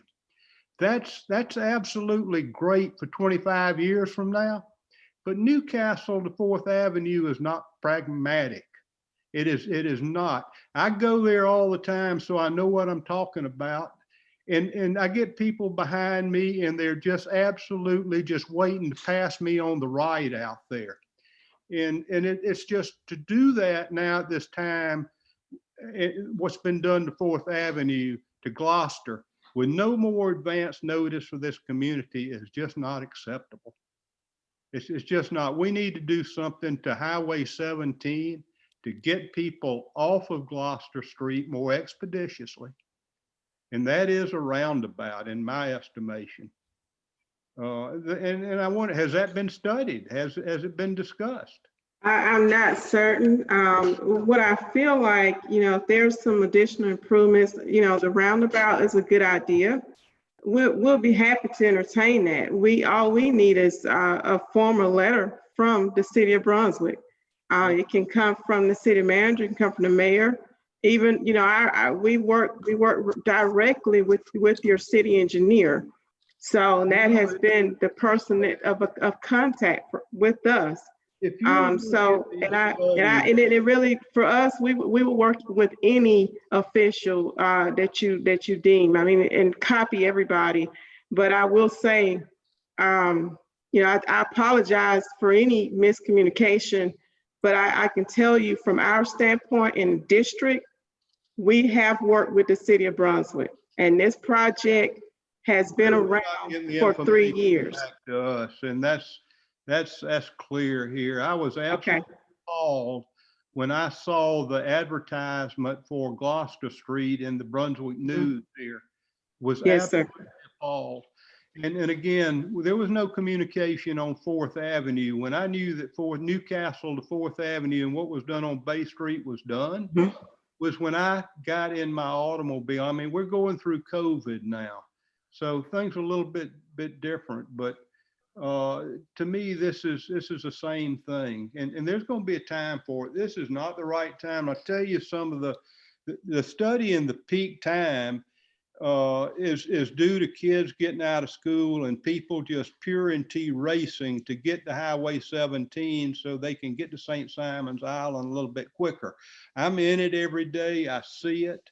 And that does not show in your study. It really doesn't. And if you can get them off of Lanier Boulevard safely, and you can get them onto 17 via a more expeditious way, perhaps a roundabout, to me, you're serving the people that live in Windsor Park. You're serving the people that use Lanier Boulevard, the people that live in Urbana Park and east and or west and north of Gloucester Street. I live there. I grew up there. And yes, sir. Yes, sir. We'll be happy to study it out. I can tell you. Let me tell you pretty much how things work in our office. So, in order. Yes, sir. Yes, sir. So pretty much, all we need is a letter from the city of Brunswick, letting us know what you want us to study. There are times that we may study something and we come up with recommendations. The city oftentimes, we have some local officials, some local governments, they would actually pay a consultant to do a study. If it's a large comprehensive study, that is something that we would ask that a consultant do. We have staff of about 3 engineers and we cover 26 counties. But I will say, you know, if you tell me that you're not happy with Lanier, and if I'm not mistaken, for Lanier, this intersection here, I do know we've been waiting for a study, at least I believe on that crosswalk. Am I right, Joseph? Yes. Because I mean, I think for that one, to put that crosswalk in as it's shown, we need a study to make sure we don't need some type of pedestrian signal. So there's some things we have still been waiting from the city of Brunswick on. There's also, again, if you want to implement something different at the end down at 25, these are things that we need back so that we can go ahead on and move on with our project and not hold up the contractor and make sure that everything goes smoothly. So we'll be happy to address whatever you want us to address. We can, this layout that Joseph has that shows what our proposals are, we can leave that with you. And you feel free to send us any feedback. Again, my district engineer is actually on vacation this week. And so our purpose tonight was to, number one, make sure we present it to you because we do have this contract and our contractor is you know, it's already been let. So we want to make sure we shared it with you, hoping to get, you know, have some good feedback tonight. But again, you know, our job again now is to take it back to our district engineer just to let him know you guys still have some concerns about certain segments. What is the start date for the project? So the project start date, I mean, if I'm not mistaken, it actually did it let last year, Joseph? Yes, it led last year. Yeah, And, so it led to construction last year. There has been some delay. Some of it could be on the contractor. I do know that we had to get some amendments done. We had to do like some revisions. There's signal revisions involved. My staff had to get those signals re-permitted because anytime you make changes that are shown like we have here, it calls for you know, getting a new signal permit for each one. Then also having to do an addendum to the contract to include the striping modification. So, but I was told Monday by my construction engineer there in Brunswick, he's been in contact with the contractor. They're ready, that contractor has notified him that they're planning to start work in about 2 weeks. I was gonna say in April, this month. And that's one of the reasons I wanted to make sure it got on the agenda tonight because we were, you know, GDOT was saying that they were, I guess, ready to start. And I don't know, I mean, Cynthia, what does it mean that the commission is still not, I guess, ready? I mean, we can hold up on our project because it will maybe cost us because we have bid it out, but you know, we haven't gotten approval for it, our part of it. But what does that mean for your part? I mean, it's gonna make it a lot better for you guys if we go ahead and get it done all at once, because I think some of the work we were gonna be able to accommodate with our contract. Some of that there, I think there's some paving all. Joseph, you may be able to tell me a little bit more about what's going on out there at the intersection. But I think it was actually going to save you all by having it all done at the same time. It was. I mean, we had some savings incorporated in the striping and things like that. But yes. Let me ask this question. Are you going to start at the west end and work back to the east? Or are you going to start at the east end and work west? That I can't answer. Joseph may be able to, but normally it's up to the contractor. yes, I don't know which way they're starting at. We leave it up to them how they're going to proceed. I would think that if they started at the west end and worked their way back east, hopefully by that time, when they get to Lanier Boulevard, we can have some things ironed out, worked out, and be ready to move forward. I don't know what that does to the whole bid process, though, if you don't have everything set. The downtown area, the drawing that I saw is somewhat acceptable to the commission as far as from MLK west. But MLK going back east is where there's a little bit of, you know, we're kind of stuck in that area. Okay. Okay. And So, Ms. Phillips, please understand and take from this Yes, conversation that this is not anything aimed at GDOT. The ma'am. miscommunication is not on your end, and we can't go back and undo what's been done. And that was on our side of the spectrum. So we don't want you to take from this conversation that, you know, we're shifting any blame over to GDOT. Yes, Because ma'am. that person's in place that should have been communicating this to us. And I know very well that Commissioner Kaysen has, from the time that these conversations or this idea was even brought to us, from my time on this commission, has been very adamant in voicing his concern, and I have echoed his concern regarding that area. And so we are where we are. And so how do we move from here? Yes, ma'am. I think, because my job is to try to come up with resolutions. That's what I'm here for. If you can take a couple of days and maybe get with your city engineer and give us a plan for that area. Tell me how you would like to see it changed, and then we can take it back and see if that can be done. Because, you know, I can't guarantee you we can go back to 4-lane in that area, because I got to be able to tie these lanes back in. We got to taper it back down. And you will do the traffic counts look at that in terms of signalization? Yes, we'll definitely do the traffic counts. We'll do those traffic counts. Tomorrow's Thursday, so it'll probably have to be early next week before we can get those counts done. Yeah, don't do them this week because it's spring break. How many 4-lane roads do we have running from Highway 17 to Bay Street, running east and west in the city of Brunswick, Georgia? Has anybody counted them lately? I know we haven't, but one thing I would say, Commissioner, there's no one size fit all. You know, you don't just pick a 4-lane highway and say, let's do this. That's why there's studies. Oh, I understand. I believe there's more to this than what I'll ever know. I really do. Yes, sir. I can tell you for sure. Yes, sir. In the bottom of my heart and in the bottom of my feet, it's not the right approach. The right approach is to begin up on Highway 17 and go from there.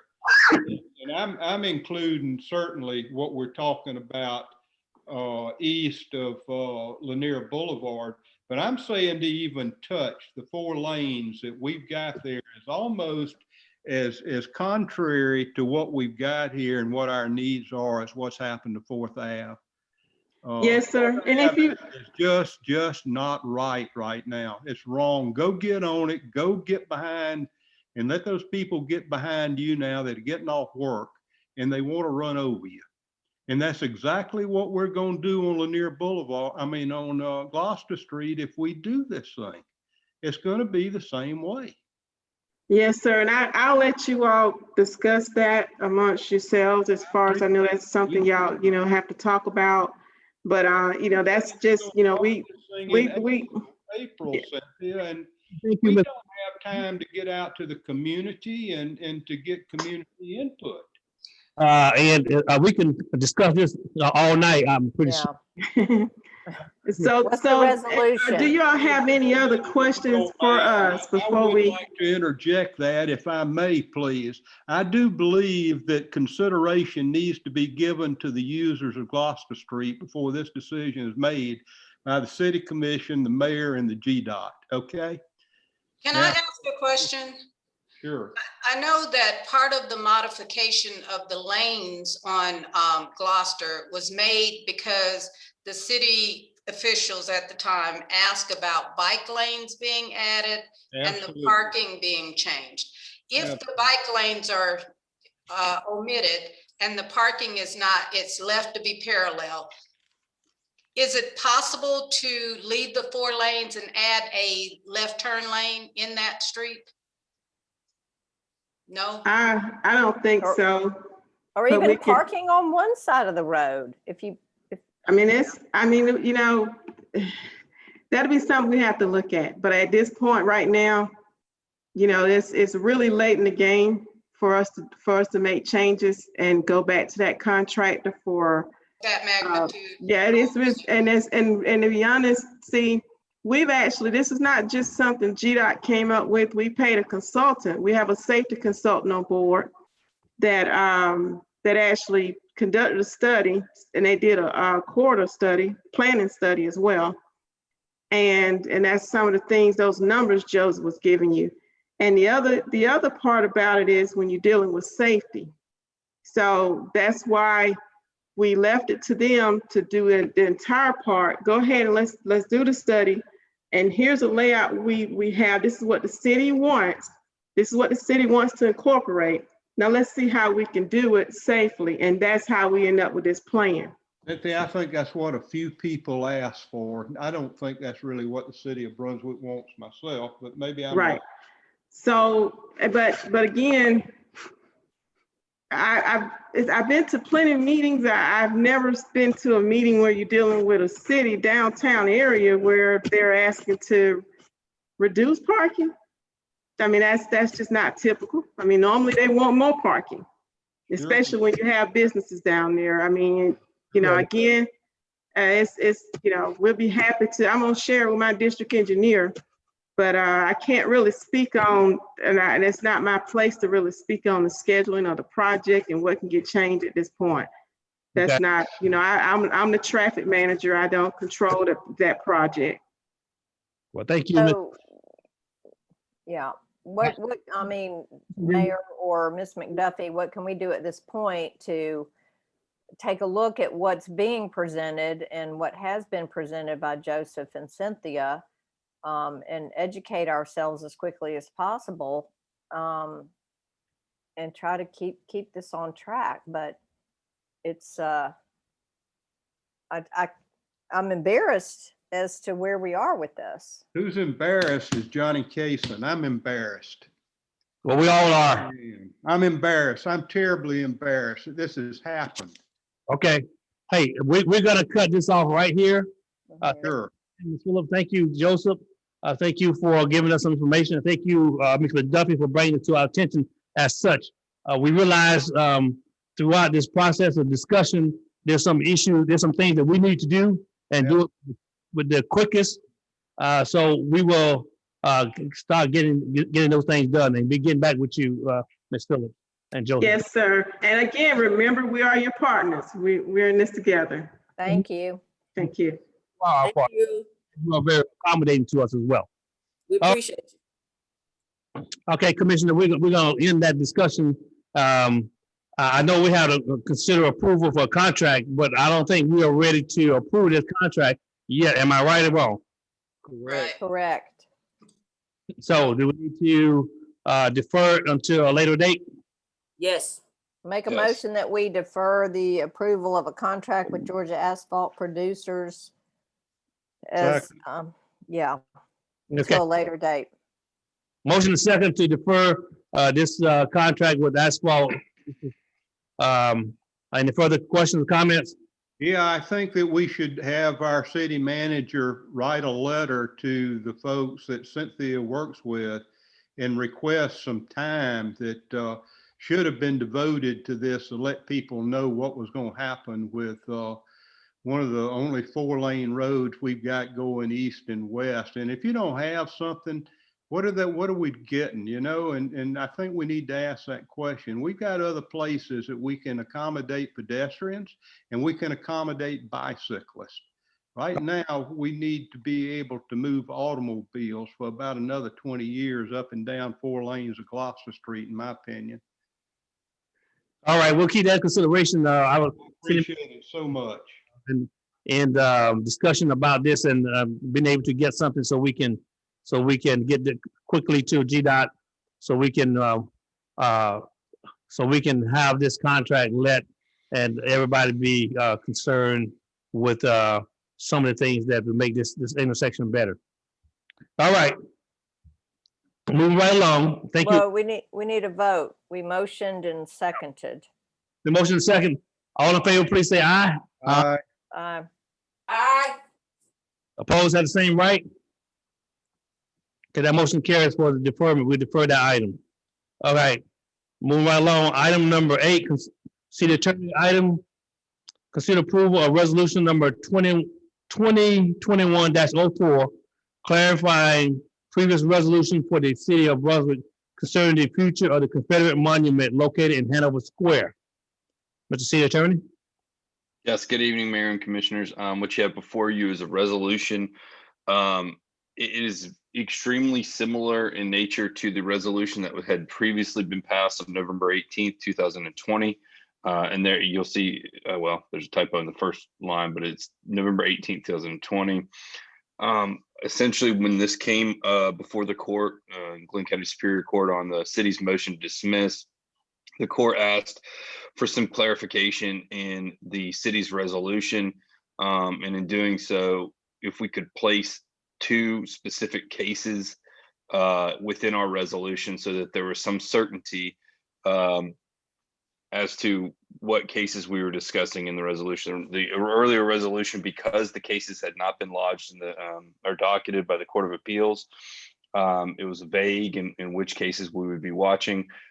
The resolution you have before you tonight is essentially the same resolution as before, except for it inserts 2 cases that we will be monitoring that have been docketed in the Georgia Court of Appeals, so that we can expect decisions, relatively quickly. One is Sons of Confederate Veterans v. Newton County Board of Commissioners, and 2 is Sons of Confederate Veterans Major General Joseph Wheeler Camp 863 v. Oz Nesbitt Senior et al., which is a named commissioner, and then the remainder of the commission there. So that's it. I believe with this clarification in this resolution, the court would look to take action and rule on our motion to dismiss. Okay. Any questions, commissioners? If not, I'll entertain a motion, please. Mr. Mayor, I'd like to offer a motion that we approve resolution number 2021-04, clarifying the provisions of the resolution of the city of Brunswick concerning the future of the Confederate monument in Hanover Square. Second. Motion second for approval of this resolution number 2021-04. I had a question, please. Any questions? Yes. Regarding the bottom of page 1 as the further resolution where it talks about a plaque. Yeah, if you recall in the original resolution, we stated that the city reserved the right to consider the recommendation from the Confederate Monument Committee. Right. No, I understand that. That's not okay. what I'm questioning. What I'm wanting clarification on is, do we need to put up, is this saying that we need to put a plaque up now? No. During this interim time before there's a decision on these other 2 cases? No. It is just stating that we reserve the right to accept the Confederate Monument Advisory Committee's recommendation. Okay, so there's no time frame related to that. We don't have to do No. something tomorrow.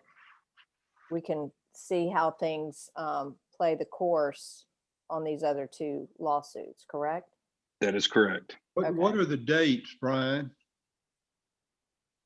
What date? Dates for, I'm sorry. For the 2 mentioned suits? They've been docketed with the Court of Appeals. The Court of Appeals usually renders verdicts between 6 and 8 months. So there's no, I don't know the There's exact no court dates. date. Yeah.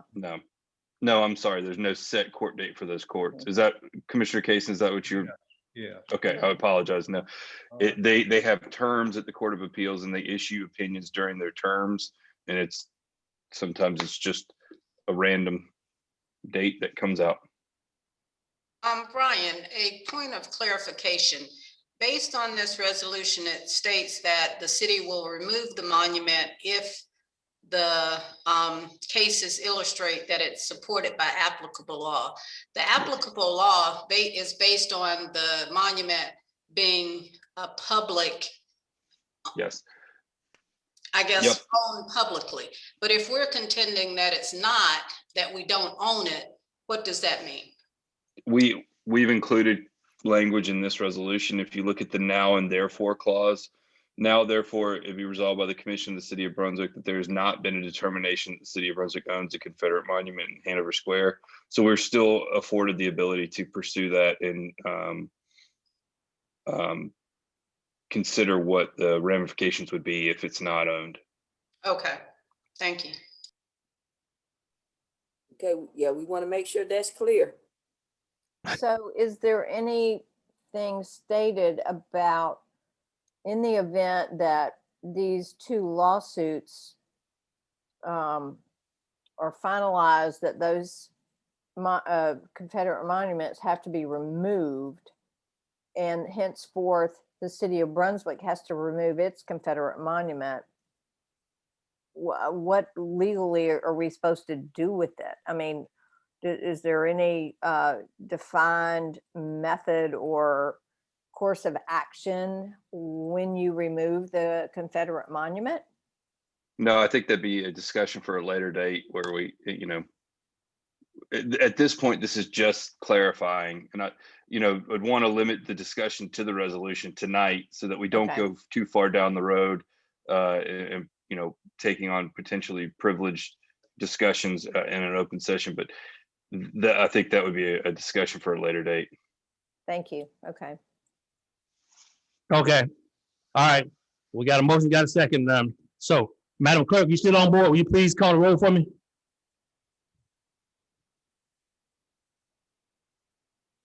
You're muted. Yes, Commissioner Kason, Yes. Commissioner Harris, Mayor Pro Tem Harris, Yes.